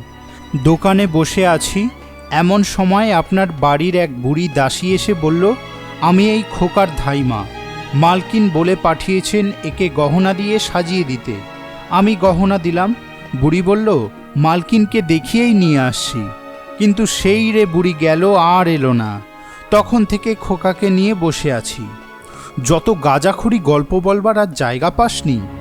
এখনও সত্যি কথা বল, আমার ছেলের গহনা জামাকাপড় কোথায় রেখেছিস? না হলে তোকে সোজা কোতোয়ালের কাছে নিয়ে যাব। এতক্ষণ ভিড়ের মধ্যে দাঁড়িয়েছিল হাজি মোহাম্মদ, গাধার মালিক আর মুসিন। তিনজনেই বুঝতে পারে এ সেই বুড়ির কাজ। আর অপেক্ষা না করে ভিড় ঠেলে প্রধানের সামনে এসে বলল, জনাব, এই জহুরির কোনো দোষ নেই। বুড়ি আমাদেরও ঠকিয়েছে। ওই ধূর্ত আর ঠকবাজ মেয়ে ছেলে সারা বাগদাদ শহরে আর দুটি নেই। নিজেদের সব ঘটনা খুলে বলতেই সকলের বিশ্বাস হয়। প্রধান বুঝতে পারে আজারিয়ার কোনো দোষ নেই। তার হাত ধরে বলল, তুমি কিছু মনে করো না, ছেলে হারিয়ে আমার মাথার ঠিক ছিল না। তবে তোমরা কোনো চিন্তা করো না, আজ আমার বাড়িতে কাজ, তাই কিছু বললাম না। কালই উজির সাহেবের কাছে গিয়ে নালিশ করব। প্রধান সাহেব পুত্রকে নিয়ে গৃহাভিমুখী হলেন। ইহুদি জহুরির গহনার শোকে বুক ফাটতে থাকে। তিনজনকে বলল, এত বড় ঠকবাজি হওয়ার পরও আপনারা চুপ করে থাকবেন? আমরা তো ওয়ালির কাছে গিয়েছিলাম। তিনি বললেন, আমরা কোথায় বুড়িকে খুঁজব? তোমরা খুঁজে পেলে ধরে নিয়ে এসো, শাস্তি দেব। এই না হলে ওয়ালি, সবই যদি আমরা করব তবে তুমি কেন আছো? ওই ওয়ালিকে দিয়ে কিচ্ছু হবে না, বেটা বুড়ো অকর্মণ্য। রাগে ফেটে পড়ল ইহুদি। তিনজনেই ইহুদির কথা মেনে নেয়। ও বেটা ওয়ালিকে দিয়ে কিচ্ছু হবে না। শহরের নূতন কোতোয়াল আহমেদ সাহেবের কাছে চলো। লোকটা এক সময় দাগি চোর ছিল। এই শহরের সব সুলুক সন্ধান ওর জানা আছে। ওই পারবে এই বুড়িকে কবজা করতে। চারজনে একসাথে বেরিয়ে পড়ল। কোতোয়াল তখন জরুরি কাজে বাইরে গিয়েছিল। তার দেখা না পেয়ে জহুরি বলল, এইভাবে চারজন একসাথে ঘুরলে বুড়িকে ধরতে পারবো না। চারজন আলাদাভাবে নগরের পথে পথে ঘুরে বেড়াবো। যার চোখে পড়বে সেই বুড়িকে ধরবে। কিন্তু সাবধান, বুড়ি যা ধূর্ত, কোনো কিছু যেন টের না পায়, তাহলে ধরতে পারবে না। চারজন চার রাস্তায় বেরিয়ে পড়ল। কিছু দূর যেতেই গাধাওয়ালার চোখে পড়ল বুড়ি একটা থলে নিয়ে দোকানে ঢুকছে। সাজ পোশাক একেবারে আলাদা, তবুও বুড়িকে চিনতে তার ভুল হলো না। সোজা গিয়ে বুড়ির হাত চেপে ধরল। এইবার কোথায় পালাবে? সবার চোখে অনেক ধুলো দিয়েছ, এইবার তোমার চোখে আমরা ধুলো দেব। চলো ওয়ালির কাছে। দিলাইলা তাড়াতাড়ি মুখ হাত ধুয়ে ফিসফিস করে বলল, চেঁচামেচি করো না, তাহলে তোমার গাধা ফেরত পাবে না। ও বেটা ওয়ালি নিজেই গাধা নিয়ে নেবে। তুমি গরিব ছেলে মানুষ, তোমার জিনিস চুরি করবার কোনো ইচ্ছেই আমার ছিল না। মালগুলো নিয়ে যাবার জন্যে তোমার গাধাটা নিয়েছিলাম। তোমার গাধাটা ফেরত দিচ্ছি। আর যদি চাও কিছু মালের ভাগও দিতে পারি। গাধাওয়ালা ছেলেটা বলল, না, আমি কারো মালের ভাগ চাই না, শুধু গাধাটা পেলেই হবে। দিলাইলা মিষ্টি করে বলল, তোমার মতন অমন সুন্দর ছেলে আমি আর কোথাও দেখিনি। আমিও তো তোমারই মতন গরিব ছিলাম। সবাই গরিবদের ওপর অত্যাচার করে, তাই ঠিক করেছি শহরের যত আমির ওমরাহ শয়তান বড়লোক আছে তাদের ধনসম্পদ লুট করে নেব। তোমার গাধাটাকে ফেরত দেব বলে মাসুদ নাপিতের হেফাজতে রেখে এসেছি। তুমি গিয়ে চাইলেই দিয়ে দেবে। তুমি এখানে একটু দাঁড়াও বেটা, আমি নাপিতকে বলে দিয়েই আসছি। দিলাইলা সোজা গিয়ে নাপিতের দোকানে ঢুকল। নাপিতের নাম মাসুদ। সব কাজেই মাসুদের সমান ওস্তাদি। দিলাইলাকে দেখে মাসুদ বলল, তোমার কি চাই বুড়িমা? সাথে সাথে মাসুদের হাত ধরে হাউ হাউ করে কেঁদে ফেলল দিলাইলা। কাঁদে আর নাক মোছে। অপরিচিতা এক বৃদ্ধাকে কাঁদতে দেখে মাসুদের মনে দয়া হলো। তাকে ধরে চেয়ারে বসিয়ে দিয়ে বলল, কি হয়েছে বুড়িমা? আমাকে বলো, আমি তোমার বেটার মতো, নিশ্চয়ই তোমার উপকার করব। দুঃখের কথা কি আর বলবো বেটা, ওই যে দাঁড়িয়ে আছে ও আমার বেটা। ওরই জন্যে আমার যত দুঃখ। আল্লাহ সন্তান দিলেন কিন্তু সুখ দিলেন না। কিছুদিন আগে ওর ভীষণ অসুখ হয়। তখন ঘুমিয়ে ঘুমিয়ে স্বপ্ন দেখি ও নাকি গাধার পিঠে চেপে বেহেশতে যাচ্ছে। অসুখ সেরে গেল, কিন্তু গাধা গাধা করে পাগল হয়ে গেল। সব সময় বলছে, আমার গাধা কোথায়? আমার গাধা ফেরত দাও।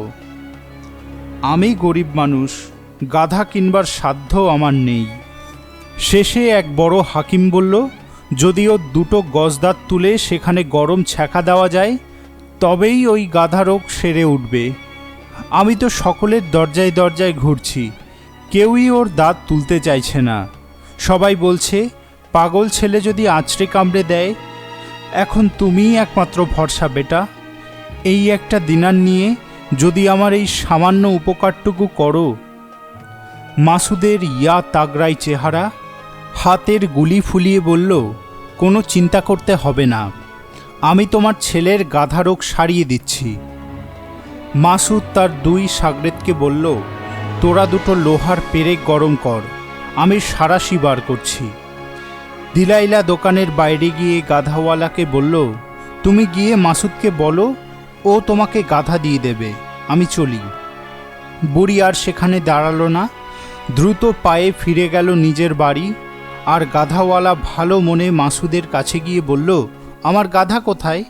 মাসুদ বলল, ভেতরে এসো, তোমার গাধা দিচ্ছি। গাধাওয়ালা সরল বিশ্বাসে দোকানে প্রবেশ করল। মাসুদ সাথে সাথে এক হাঁচকায় তাকে টেনে নিয়ে পেটে মারল এক ঘুষি। ঘুষি খেয়ে গাধাওয়ালা একেবারে চিৎপাত। মাসুদের দুই সাগরে দেশে তার দুহাত পা বেঁধে ফেলল। মাসুদ গাধাওয়ালার বুকের ওপর চেপে বসে গালে চাপ দিতেই মুখটা হা হয়ে গেল। তখন একটা সাঁড়াশি দিয়ে দুখানা গজদন্ত উপড়ে নিয়ে এলো। ফিনকি দিয়ে রক্ত বার হয়ে আসতেই গরম দুখানা পেরেক সেখানে ছুঁয়ে দিল। একে দাঁত উপড়াবার যন্ত্রণা, তার সাথে গরম ছ্যাঁকা। পাগলের মতো চিৎকার শুরু করে দিল গাধাওয়ালা। গাধাওয়ালা কাঁদতে কাঁদতে বলল, ও আমার মা নয়, এক শয়তান বুড়ি আমার গাধা চুরি করেছে। মাসুদ এদিক ওদিক তাকিয়ে বুড়িকে দেখতে পেল না। হঠাৎ নজর পড়ল দরজার সামনে রাখা নূতন গামলা আর কাপড়টা নেই। এইবার রাগে ফেটে পড়ল মাসুদ, নির্ঘাত তোর মা আমার গামলা চুরি করেছে, বল কোথায় তোর মা? গাধাওয়ালা যত বলে আমার কোনো মা নেই, ততই চিৎকার করে ওঠে মাসুদ। শেষে দমাদম মারতে আরম্ভ করল। সেই সময় সেই পথ দিয়ে ফিরছিল জহুরি, হাজি আর মুসিন। গাধাওয়ালার আর্তনাদ শুনেই তারা ছুটে এলো। সে এক ভয়াবহ দৃশ্য। গাধাওয়ালার দুগাল বেয়ে রক্তের ধারা বয়ে যাচ্ছে, মার খেয়ে চোখ মুখ ফুলে উঠেছে। তিনজনকেই দেখেই কেঁদে ফেলল। শয়তান বুড়ির কথায় বিশ্বাস করে আমার কি অবস্থা করেছে দেখো। তিনজন নাপিতের ওপর ঝাঁপিয়ে পড়ে আর কি। শেষে হাজি সব কথা খুলে বলতেই নাপিত বুঝতে পারল এই চারজনের মতো সেও ঠক বুড়ির পাল্লায় পড়েছিল। হাত জোর করে বলল, আমাকে মাপ করো ভাই, গাধাওয়ালাকে হাকিমের কাছে নিয়ে চলো, ওর চিকিৎসার যা খরচ হবে সব আমি দেব।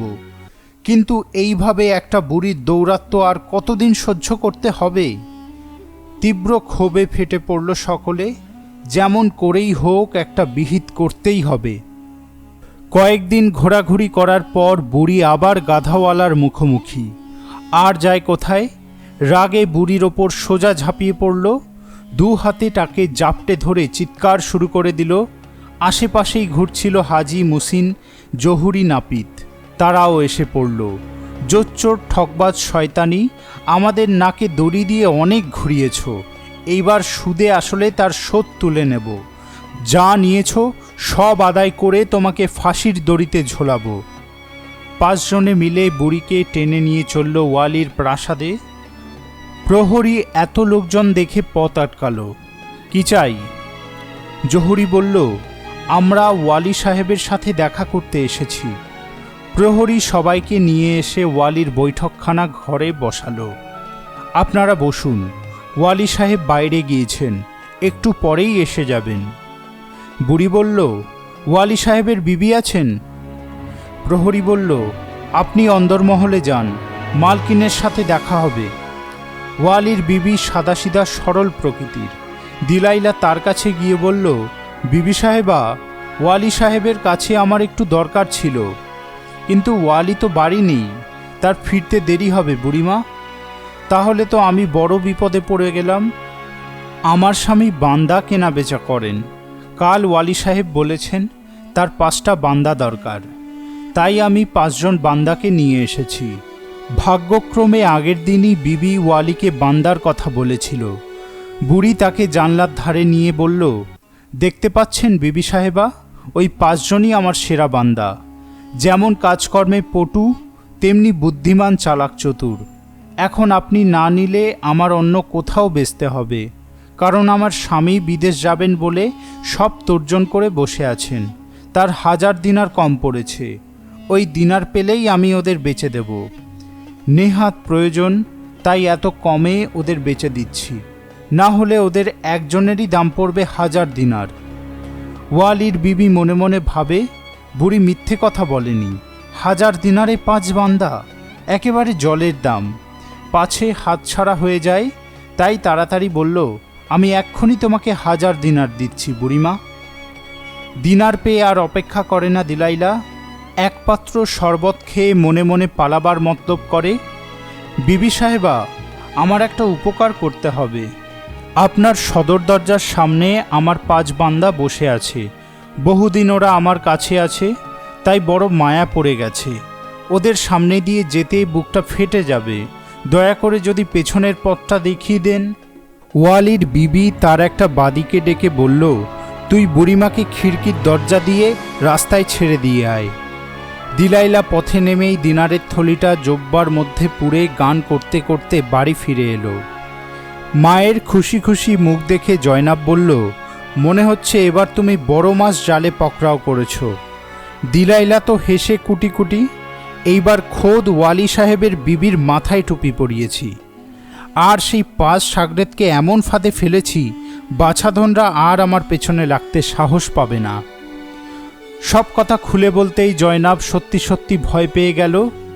মা, তুমি কিছুদিন আর বাগদাদের পথে বেরিও না। মানুষ একবার দুবার ঠকে, বারবার কোনো মানুষকেই ঠকানো সম্ভব নয়। তাছাড়া এইবার তুমি খোদ ওয়ালির মাথায় পা দিয়েছ। এত বড় অপমান সে কি সহ্য করবে? তোমাকে খুঁজে বার করবার জন্য সমস্ত বাগদাদ শহর চষে ফেলবে। সাপের লেজে পা দিয়েছ, এখনো সময় আছে। তুমি সাবধান হও মা, নয়তো মহা বিপদে পড়ে যাবে। মেয়ের কথা শুনে শুধু মুচকি হাসে দিলাইলা। এখনো তোর মাকে চিনতে পারিসনি বেটি? এই বাগদাদ শহরে যেসব রামপাঠা গাধার দল আছে, তাদের সাধ্য কি আমার একটা চুলের আগা ধরে নাড়া দেয়? তবুও স্বস্তি পায় না জয়নাব। এদিকে ওয়ালি বাইরের কাজ সেরে প্রাসাদে ফিরতেই তার বিবি বলল, জানো, আজ জলের দামে 5 বান্দা সওদা করেছি। তোমার কথা মতো বুড়ি 5 বান্দা নিয়ে এসেছিল। বলল, অর্থের বড় প্রয়োজন, তাই 1000 দিনারেই বেচে দিলাম। দেখো, সবাইকে বাইরের ঘরে বসিয়ে রেখেছি। বিবির কথা শুনে ওয়ালি বিস্ময় ভরা চোখে কিছুক্ষণ বিবির দিকে তাকিয়ে থাকে। কই, আমি তো কাউকে বান্দা আনতে বলিনি। কেন? বুড়ি যে আমায় বলল তুমি কাল তার স্বামীকে 5 জন বান্দা পাঠাবার কথা বলেছ। কই দেখি তো। ওয়ালি বাইরে এসে দেখল গাধাওয়ালা নাপিত, মাসুদ, জহুরি আর মুসিন বসে আছে। দরজার পাশে দাঁড়িয়েছিল প্রহরী। ওয়ালি তাকেই জিজ্ঞাসা করল, তোমাদের বিবি সাহেবা যে 5 জন বান্দা কিনেছেন, কোথায় তারা? প্রহরী বলল, হুজুর, এই 5 জন ছাড়া তো অন্য কেউ এখানে নেই। এক বুড়ির সাথে এরা এখানে এসেছিল। তাহলে এরাই সেই 5 বান্দা? এই যে, নবাব পুত্রের মতো আরাম করে বসে আছো কেন? উঠে গা লাগাও। 1000 দিনার দিয়ে তোমাদের কেনা হয়েছে, সে কি হাওয়া খাওয়ার জন্যে? বাড়ির বাগানের সব কাজ আজ শেষ করে ফেলো। সাথে সাথে 5 জন একসাথে উঠে দাঁড়ালো। অপমানে চোখ মুখ লাল হয়ে উঠেছে। আমরা এদেশের স্বাধীন নাগরিক, খলিফার বাধ্য প্রজা, নিয়মিত কর দিই। আমরা কারো গোলাম বান্দা নই। চলুন মহামান্য খলিফার কাছে, তিনিই এর বিচার করবেন। ওয়ালিও ক্রোধে গর্জন করে উঠলেন, বুড়ি তোমাদের যখন 1000 দিনার দিয়ে বিক্রি করেছে, তখন তোমরাই বান্দা। আর বান্দা না হলে তোমরা ঠক জচ্চর বুড়ির সাথে সলা পরামর্শ করে আমার বিবির কাছ থেকে 1000 দিনার ঠকিয়ে নিয়েছ। আমি তোমাদের সবাইকে বেচে 2000 দিনার আদায় করে নেব। 5 জনও একসাথে পাল্টা চিৎকার করে ওঠে, আপনার নামে আমরা খলিফার কাছে নালিশ জানাব। দুপক্ষে তর্ক বিতর্ক যখন জমে উঠেছে, এমন সময় খলিফার দেহরক্ষী দলের প্রধান মুস্তাফা এসে হাজির। বুড়ি তার বিবিকে ঠকিয়ে সব গহনা নিয়ে যাওয়ার পরেই সে এসে ওয়ালির কাছে নালিশ করেছিল। তারপর থেকে প্রতিদিনই তার বিবি কান্নাকাটি করছে, বুড়িটা আমাকে এমনভাবে বেইজ্জত করল, আমার সমস্ত অলংকার বাটপারি করল, অথচ তোমরা কোনো প্রতিকার করতে পারলে না। বিবির কথায় রেগে গিয়ে আবার এসেছে মুস্তাফা। ওয়ালিকে দেখেই রাগে ফেটে পড়ল, সেই ঠকবাজ বুড়িটাকে কি পকড়াও করতে পারলে? ওয়ালি মুস্তাফাকে বরাবরই ভয় করে। একে তো বদরাগী লোক, তার ওপর খলিফাও তাকে খুব ভালোবাসেন। ওয়ালি বিড়বিড় করে বলে ওঠে, আমরা তার খোঁজ করছি। মুস্তাফা আর সহ্য করতে পারল না। ওয়ালির নাকের সামনে ঘুষি বাগিয়ে বলল, অপদার্থ কোথাকার! খলিফার কাছ থেকে মোটা বেতন নিচ্ছ আর দিনরাত বিবিকে নিয়ে ফুর্তি করছো। এদিকে শহরের কি হালচাল সেদিকে কোনো নজর নেই। চোর বাটপারে সারা দেশ ছেয়ে গেল। প্রকাশ্যে দিনের বেলায় একটা বুড়ি সকলের সামনে আমার বিবিকে বেইজ্জত করলো, তার গায়ের অলংকার এমনকি পোশাকগুলো অবধি লুট করে নিল। আর তুমি আজ 5 দিনও সেই বুড়িকে গ্রেপ্তার করতে পারলে না। আমি আজই খলিফার কাছে নালিশ করে তোমার ওয়ালিগিরি বার করছি। এতক্ষণ 5 জন চুপ করেছিল, এইবার তারাও সাহস পেয়ে গেল। একসাথে বলে উঠল, মুস্তাফা সাহেব, আপনার বিবির মতো আমরাও সেই বুড়ির কাছে প্রতারিত হয়েছি, তারই জন্যে নালিশ জানাতে এসেছিলাম। আর ওয়ালি সাহেব তো আমাদের নালিশ শুনলেনই না, উল্টে আমাদের গোলামবান্দা বানিয়ে রাখতে চাইছেন। আপনি এর ন্যায্য বিচার করুন। তোমাদের আবার কি হলো?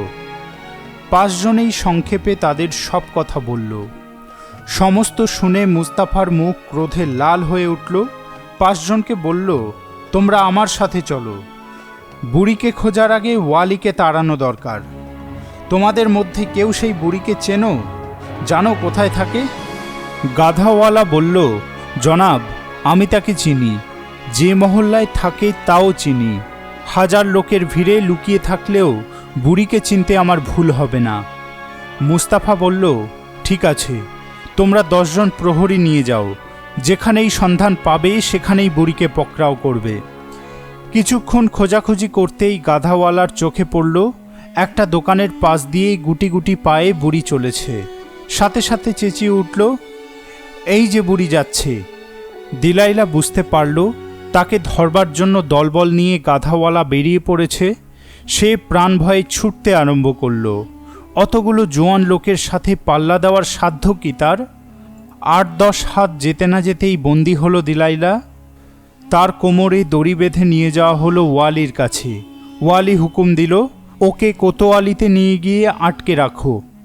সেদিন কোতোয়ালিতে তেমন লোকজন ছিল না, 2 জন মাত্র প্রহরী। দুজনেই শুনেছিল দিলাইলার ফন্দি ফিকিরের কথা। মনে মনে ভাবল, যদি বুড়ি তাদের হেফাজত থেকে পালিয়ে যায় তো কোতোয়ালের চাবুক খেতে হবে। তারা বলল, জনাব, এই বুড়িকে কয়েদ করে রাখা যাবে না। আমাদের কয়েদখানার জানলা ভেঙে গিয়েছে। ওই জানলা ভাঙা ঘরে রাখলে বুড়ি পালিয়ে যেতে পারে। তার চেয়ে তোমরা 5 জন আছো, পালা করে বুড়িকে পাহারা দাও। সকাল হলেই বুড়িকে সোজা কাজীর কাছে বিচারের জন্য পাঠিয়ে দিও। 5 জনেই বুড়ির ওপর এত ক্রুদ্ধ হয়েছিল যে কয়েদখানার প্রহরীদের কথা শুনে বলে উঠল, ঠিক আছে, আমরাই বুড়িকে পাহারা দেব। 5 জনে মিলে দিলাইলাকে টানতে টানতে নিয়ে গেল একটা নির্জন এলাকায়। একটা খুঁটি পুঁতে বুড়িকে আচ্ছা করে বাঁধল। সবশেষে তার চুলটা জড়িয়ে দিল খুঁটির গায়ে। 5 জনে নিশ্চিন্ত হলো, আর পালাতে পারবে না বুড়ি। মাটির ওপরেই টানটান হয়ে সকলে শুয়ে পড়ল। সারা দিনের ঘোরাঘুরিতে সকলেই খুব ক্লান্ত হয়ে পড়েছিল। শুতে শুতেই গভীর ঘুমে ঢলে পড়ল। রাত্রি গভীর হয়, চতুর্দিকে নিস্তব্ধ নীরবতা নেমে আসে। সমস্ত নগরবাসী ঘুমিয়ে পড়ে, শুধু ঘুম নেই দিলাইলার চোখে। তবে কি তীরে এসে তরি ডুবল? হঠাৎ তার কানে এলো 2 জন মানুষের কণ্ঠস্বর। ঘোড়ায় চড়ে 2 আরব বেদুইন কোথায় যেন চলেছে। উচ্চস্বরে তারা কথা বলছে। দূর থেকে তাদের স্পষ্ট কণ্ঠস্বর কানে আসছে। একজন বলছে, এই বাগদাদ শহরে তোমার সবচেয়ে কি ভালো লেগেছে?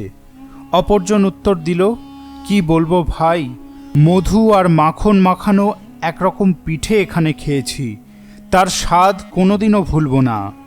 একবার যদি খাও মুখে লেগে থাকবে। তাহলে তো ওই পিঠে আমাকে খেতেই হবে। কথা বলতে বলতে 2 ঘরসওয়ার দিলাইলার কাছে এসে গিয়েছিল। সাথে সাথে দিলাইলা ডাক দিল, আমাকে বাঁচান জনাব, আল্লাহ আপনার মঙ্গল করবেন।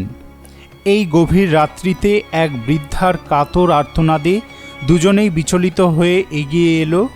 এই খুঁটির গায়ে এমন নিষ্ঠুরভাবে কে আপনাকে বেঁধে রেখেছে? কি বলবো জনাব, সবই আমার নসিব। এই বাগদাদ শহরে এক কারিগর আছে, তার মতো মাখন আর মধু দিয়ে কেউ পিঠে বানাতে পারে না। কয়েকদিন আগে আমি রাগ করে বলেছিলাম, তোমার পিঠে সব পচা। বেটা আমার নামে কোতোয়ালের কাছে নালিশ করেছে। কত কি মিথ্যে কথা বলেছে কে জানে। তাই সাজা দিতে আমাকে খুঁটিতে বেঁধে রেখেছে। বলেছে আমি যদি পুরো এক থালা পিঠে খেতে পারি তবে সকালবেলায় আমাকে ছেড়ে দেবে, আর না হলে 3 দিন আমাকে এইভাবেই থাকতে হবে।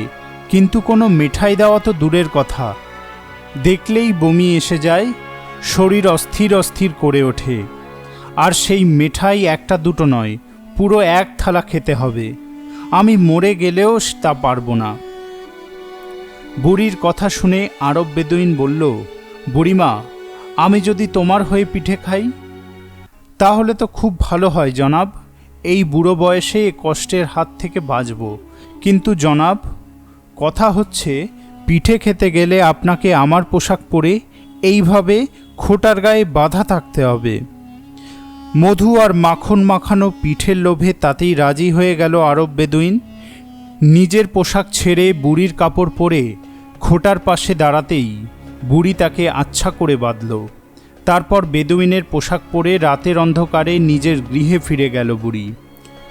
সকাল হতেই ঘুম ভেঙে গেল 5 জনের। ধর্মর করে উঠে বসল। না, বুড়ি যেমন বাধা ছিল তেমনই রয়েছে। মুশিন জিজ্ঞাসা করল, এখন কেমন লাগছে বুড়িমা? অনেক লোকের মাথায় কাঁঠাল ভেঙেছ, এইবার তোমার মাথায় কাঁঠাল ভাঙব।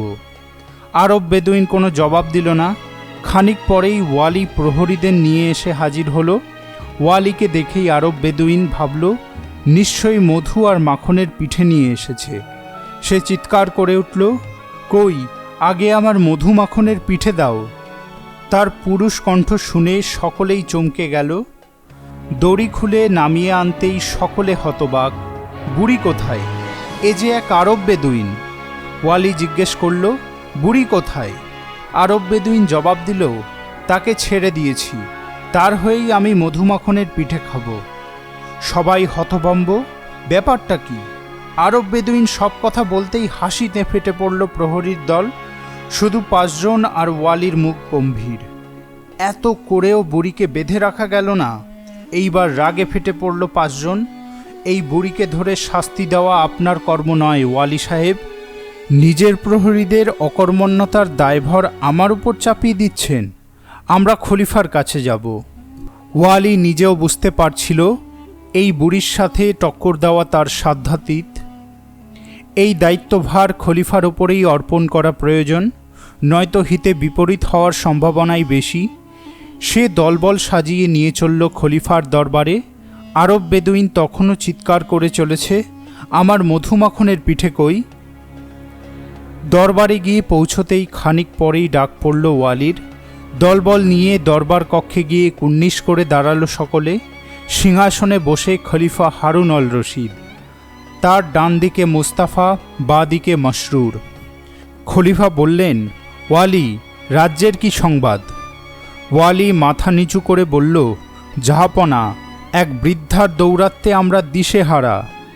হো হো করে হেসে উঠলেন খলিফা, তোমরা এত প্রহরী লোকবল নিয়ে শেষে এক বৃদ্ধার কাছে হেরে গিয়ে আমার কাছে অভিযোগ জানাতে এসেছ? শুনি তোমাদের কি অভিযোগ। প্রথমে এগিয়ে আসে মুস্তাফা, নিজের বিবির কথা বলে। তারপর মুসিন, একে একে হাজি, গাধাওয়ালা, জহুরি, নাপিত, ওয়ালি, সব শেষে আরব বেদুইন। সকলের কথা শুনে সভায় উপস্থিত সকলে হা হয়ে গেল। খলিফা শুধু বললেন, ওয়ালি, আজ রাতের মধ্যেই সেই বৃদ্ধাকে ধরা চাই। মুস্তাফা, তুমিও ওয়ালির সঙ্গী হবে। সাথে সাথে ওয়ালির মুখ বিবর্ণ হয়ে গেল। নিজের সাধ্য আর দিলাইলার ক্ষমতা সম্বন্ধে স্পষ্ট ধারণা হয়ে গিয়েছিল তার। নতমস্তকে বলল, আমার অপরাধ নেবেন না জাহাপনা। আমার মনে হয় বৃদ্ধাকে ধরবার সবচেয়ে উপযুক্ত আপনার নূতন কোতোয়াল আহমদ। দক্ষ এবং চালাক চতুর লোক, এখনও কোনো কাজ করবার সুযোগই পেল না। ওয়ালির মনের ইচ্ছা বুঝতে অসুবিধা হলো না খলিফার। সভাতেই উপস্থিত ছিল আহমদ। তাকে বললেন, তুমি 40 জন সৈনিক নিয়ে এখনই রওনা হও। আজ সূর্যাস্তের আগেই বৃদ্ধাকে ধরে আনা চাই। কোতোয়াল চলে যেতেই সুলতান উজিরকে ডেকে বললেন, আমার কর্মচারীদের অপদার্থতার কারণে আমার প্রিয় প্রজাদের যা ক্ষতি হয়েছে তার সমস্ত পূরণ করে দেবে। কারো মনে যেন কোনো অসন্তুষ্টি না থাকে। আহমদ কোতোয়ালিতে গিয়েই 40 জন প্রহরী বাছাই করল। তারপর তাদের 4টি দলে ভাগ করে নগরের চারিদিকে পাঠাবার ব্যবস্থা করল। আহমদের প্রধান শাগরেদ ছিল আলী। আহমদ আর আলী দুজনেই ছিল দাগি চোর। আলীর বুদ্ধি প্রথম থেকেই আহমদের চেয়ে বেশি। আহমদ মুখে যত বড়াই করছিল, আলী বুঝতে পারছিল এই বুড়িকে ধরা সহজসাধ্য নয়। এত লোকের চোখে ধুলো দিয়ে সে যেখানে তার কার্যসিদ্ধি করেছে, তাতে শেষ পর্যন্ত যে তাদের কি অবস্থা করবে স্বয়ং আল্লাহই জানেন। আহমেদকে বলল, আমি বলি কি, একবার হাসান সাহেবের সঙ্গে পরামর্শ করলে হতো না? আমরা শুধু চুরিচামারিই করেছি, কিন্তু হাসান সাহেব জাল জুয়াচুরি লোক ঠকানো কাজে বরাবরই ওস্তাদ। হাসান সাহেব হয়তো কোনো বুদ্ধি বাতলে দিতে পারত। হাসান আর আহমেদের মধ্যে দীর্ঘদিনের রেষারেষি। আলীর পরামর্শ শুনে রাগে ফেটে পড়ল আহমদ। দুদিনের হাসান, আমি নিতে যাব তার কাছে পরামর্শ? আজ বিকেলের মধ্যেই যদি বুড়িকে ধরতে না পারি, তবে আমার নাম আহমদ নয়। পথের ধারেই হাসানের বাড়ি। সমবেত প্রহরীদের পদশব্দে জানলার ধারে এসে দাঁড়ালো। আহমদের চোখ এড়ালো না। ইতিপূর্বেই সমস্ত ঘটনা জেনে গিয়েছে হাসান। তবু আহমদ তাকে শুনিয়ে শুনিয়ে বলল, জানো আলী, আজ খলিফা নিজে আমার ওপর বুড়িকে ধরবার ভার দিলেন। এ রাজ্যে তো আমি ছাড়া আর কেউ এই কাজ করবার নেই। মনে মনে হাসে হাসান। তোমার বুদ্ধির দৌড় কত সে আর কেউ না জানুক, আমি তো জানি। শেষ পর্যন্ত আমার কাছেই আসতে হবে। আহমদ তখন সৈন্যদল নিয়ে নগরের 4 মাথার মোড়ে এসে দাঁড়ালো। 4টি রাস্তা নগরের সব প্রান্ত ছুঁয়ে গিয়েছে। আহমেদ তার সৈন্যদলকে 4 ভাগ করে 4 রাস্তায় পাঠিয়ে দিল। বায়ু বেগে এ সংবাদ সমস্ত নগরময় ছড়িয়ে পড়ল। ধূর্ত বুড়ি দিলাইলাকে ধরবার জন্য আহমদ সৈন্যদল নিয়ে বার হয়েছে। এই সংবাদ দিলাইলার কর্ণগোচর হতেও বিলম্ব হলো না। জয়নাব ছুটে এসে দিলাইলাকে জড়িয়ে ধরল। এখন কি হবে মা? দিলাইলা মেয়েকে সাহস দিয়ে বলল, তুই অকারণে ভয় পাচ্ছিস। ওই আহমদকে আমি বহুকাল ধরে জানি। ওর দেহের ওপর শুধু মাথাটাই আছে, তাতে কোনো বস্তুই নেই। একটা ছিচকে চোর, নেহাত কপাল জোরে কোতোয়াল হয়েছে। ও আমার পায়ের নখের যোগ্যও নয়। তবে হাসান এলে ভাবনা হতো। ছেলেটা যেমন বুদ্ধিমান তেমন চতুর। জয়নাব বলল, তুমি এবার বাড়িতে থাকো মা, আমি দেখছি আহমেদের দৌড় কত দূর। দিলাইলা বলল, তুই পারবি তো বেটি? হেসে ফেলল জয়নাব, তুমি অকারণেই চিন্তা করছো মা। আমি কার বেটি দেখতে হবে তো। দেখো না 40টা জোয়ান মদ্যকে কেমন পুতুল নাচ নাচাই। পাশের ঘরে গিয়ে এমন সাজগোজ করল, পীর দরবেশেরও মন টলে ওঠে। চোখে সুরমা টানল, কপালে টিপ পড়ল, কয়েকটা জমকালো গহনা পড়ল, মাথায় গুজল হীরের ফুল, গায়ে রেশমি কাপড়ের পোশাক। এমনিতেই জয়নাবের চেহারার মাদকতা আছে, তার উপর চটকদার সাজে সকলেরই দৃষ্টি পড়ে তার দিকে। এক থলি দিনার নিয়ে সোজা গিয়ে হাজির হলো হাজি করিমের সরাইখানায়। গদিতে গিয়ে তার সামনে দাঁড়াতেই হাজি করিমের আর চোখের পলক পড়ে না। জয়নাব তোর্চা হাসি ছড়িয়ে মিষ্টি করে বলল, আমার একটা বড় ঘর দরকার, কিছু মেহমান আসবেন, তার জন্যে আমি এই 5 দিনার দিচ্ছি। আগেই মজে গিয়েছিল হাজি করিম। দিনার পেয়ে একেবারে গলে গেল। ঠিক আছে বিবি সাহেবা, রাস্তার ধারে আমার সবচেয়ে বড় ঘরটা খুলে দিচ্ছি। এই ঘরের গায়েই আরেকটা ছোট ঘর আছে, আপনি ইচ্ছে করলে সেটাও ব্যবহার করতে পারেন। তবে একটা কথা বলবো বিবি সাহেবা, পাশেই তো আমার সরাইখানা, চাইলে এখান থেকেই শরাব দিতে পারি। সে তো খুব ভালো কথা, তবে আগেই তোমার শরাব আমার ঘরে পৌঁছে দেবে। আমি এখনই পাঠিয়ে দিচ্ছি। জয়নাব আর বিলম্ব করে না। যে কোনো মুহূর্তে সৈন্যদল এসে পড়তে পারে। তাড়াতাড়ি সমস্ত ঘরখানা সাজিয়ে ফেলল। মেঝেতে পেতে দিল গলিচা, পরপর তাকিয়া সাজিয়ে দিল। একদিকে দামি দামি বাসন সাজালো, সমস্ত ঘরে ছড়িয়েছিল সুগন্ধি আতর। দরজায় লাগালো রেশমের পর্দা।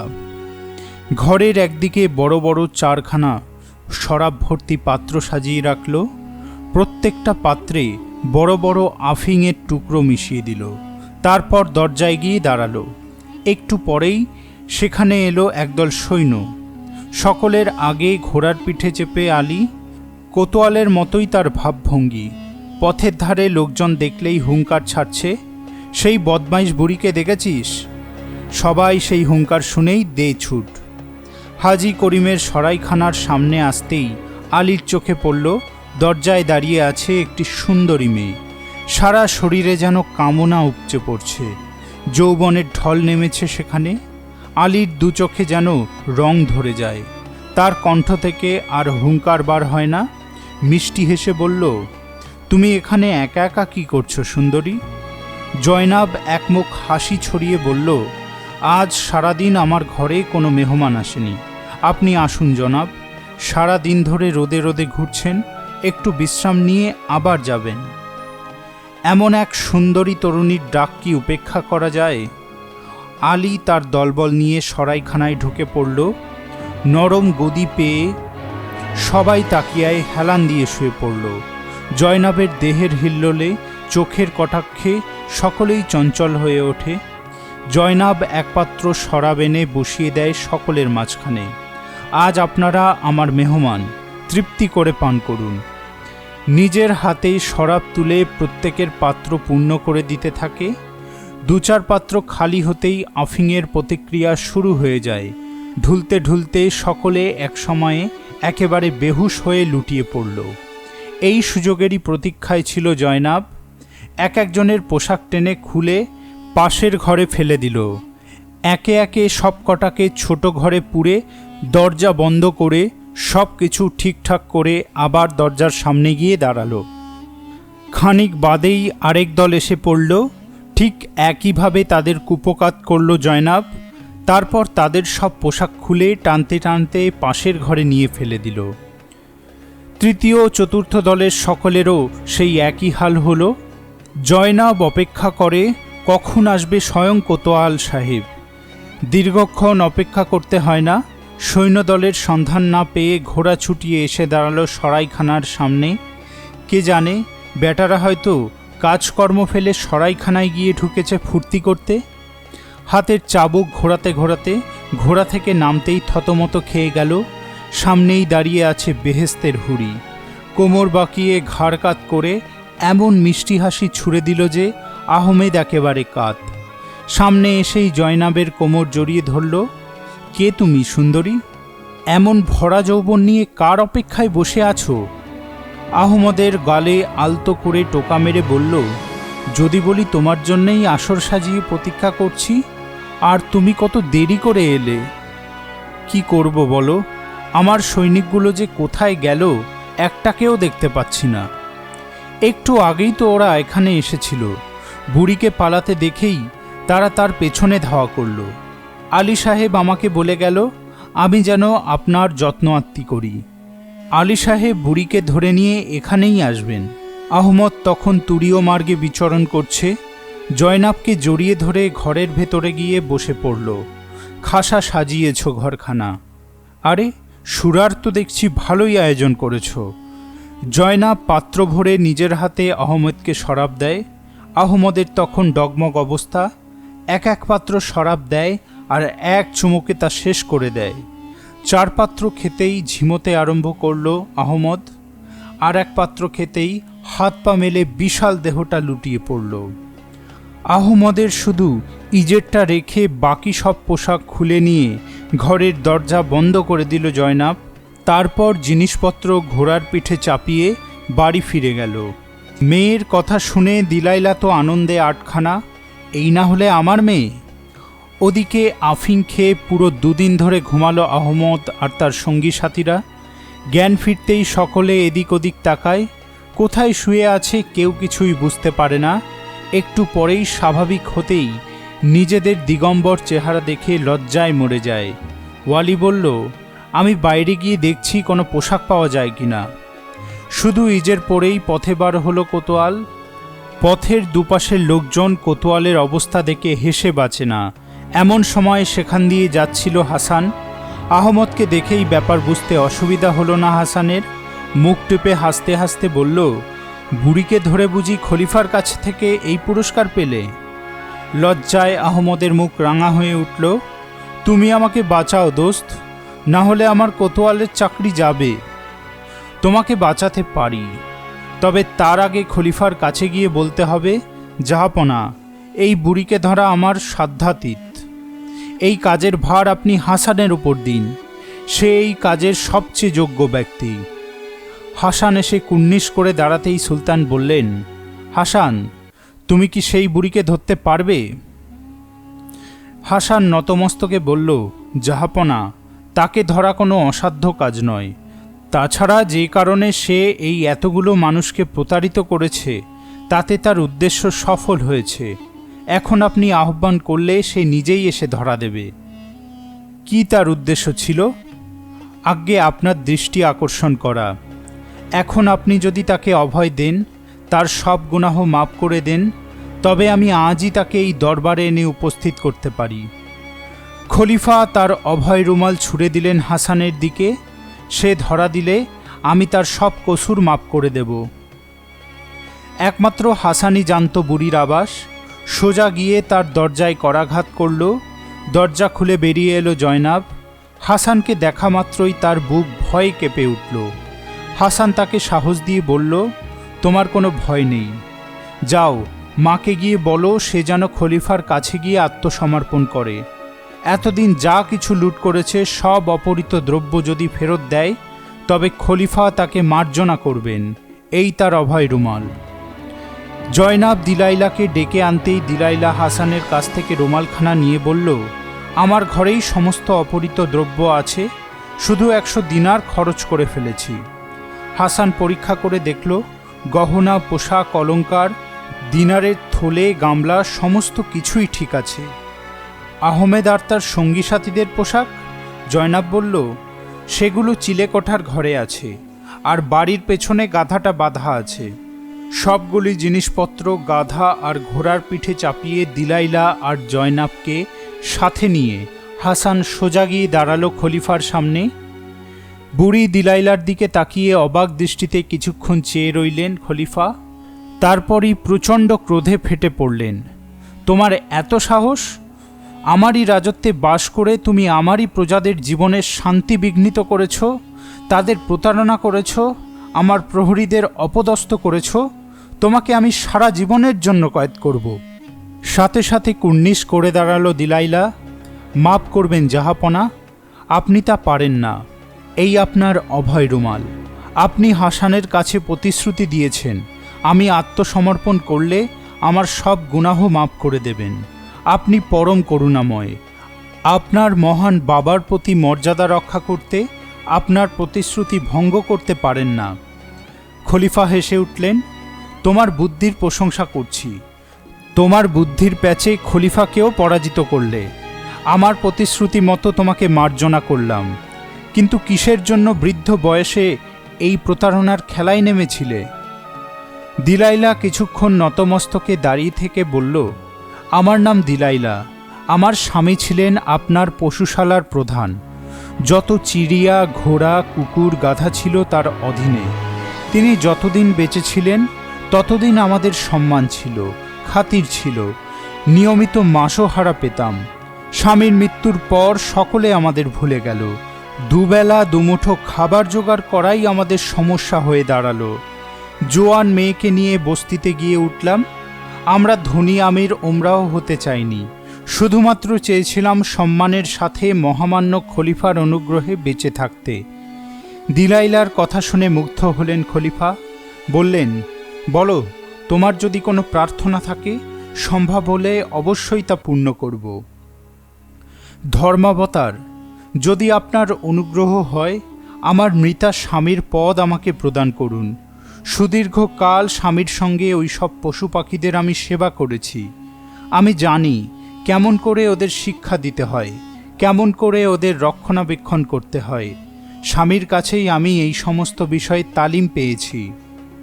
খলিফা বললেন, আমার সমস্ত ডাক পায়রা, 40টা আরবি কুকুর আর তাদের দেখাশোনার জন্য যে 40 জন নিগ্রো আছে, সকলের ভার তোমার ওপর দিলাম। মনে থাকে যেন আমার একটি পায়রাও যেন খোয়া না যায়, তাহলে তোমাকে শাস্তি পেতে হবে। এই কাজের জন্য তুমি প্রতি মাসে 1000 দিনার পারিশ্রমিক পাবে। তোমার জন্য স্বতন্ত্র বাসস্থানের ব্যবস্থা করা হবে, আর তুমি পাবে সোনার শিরস্ত্রাণ। দিলাইলা করজোরে বলল, জাহাপনার অসীম করুণা। আমার কন্যা জয়নাবকেও চিড়িয়াঘর দেখাশোনার জন্য নিতে চাই, সেও এ কাজে পটু। খলিফা বললেন, তোমার কন্যাকেও চিড়িয়াঘরের কাজে নিযুক্ত করলাম, তার পারিশ্রমিক হবে 300 দিনার। খলিফাকে কুর্নিশ করে জয়নাবকে নিয়ে বাড়ি ফিরে এলো দিলাইলা। সমস্ত জিনিসপত্র গোছগাছ করে সেই গাধাওয়ালার গাধার পিঠে চাপিয়েই রওনা হলো চিড়িয়াঘরের পাশে নূতন বাসায়। 3 দিন ধরে সমস্ত চিড়িয়াঘর পরিষ্কার করে সব পাখিদের গায়ে গহনা পরিয়ে সুন্দর করে সাজিয়ে দিল। কুকুরদের জন্যে আলাদা ঘর তৈরি করা হলো, নূতন পোশাক এলো। সেই সাথে নিগ্রো প্রহরীদের সকলকে একরকম সাজে সাজিয়ে দেওয়া হলো। খলিফা দেখে খুব খুশি। দিলাইলার আনন্দ আর ধরে না। আজ সে খলিফার অধীনস্থ এক উচ্চপদস্থ কর্মচারী, তার অধীনে কত চিড়িয়া, কত কুকুর, কত প্রহরী। দেশের এক প্রান্ত থেকে আরেক প্রান্তে সংবাদ পাঠাতে গেলে সকলকেই তার কাছে আসতে হয়। সেই পায়রার পায়ে চিঠি বেঁধে দিয়ে আকাশে উড়িয়ে দেয়। পায়রা নির্দিষ্ট স্থানে সেই চিঠি পৌঁছে দিয়ে আবার ফিরে আসে চিড়িয়াঘরে। আর দিলাইলার মনে কোনো দুঃখ নেই। একদিনের ঠক প্রতারক দিলাইলা এখন সকলের সম্মানের পাত্রী। শাহরাজাদ তার কাহিনী শেষ করে বলল, এই কাহিনীর এখানেই শেষ নয়, এর পরের কাহিনী শোনাবো কাল রাতে। সুলতান শাহরিয়ার মনে মনে ভাবলেন, যতবারই ভাবি মেয়েটাকে মারব, কিন্তু ওর গল্পের লোভে মেয়েটাকে আর মারতে পারি না। ওর গল্প একদিন না একদিন শেষ হবেই, ততদিন পর্যন্ত অপেক্ষা করতে হবে।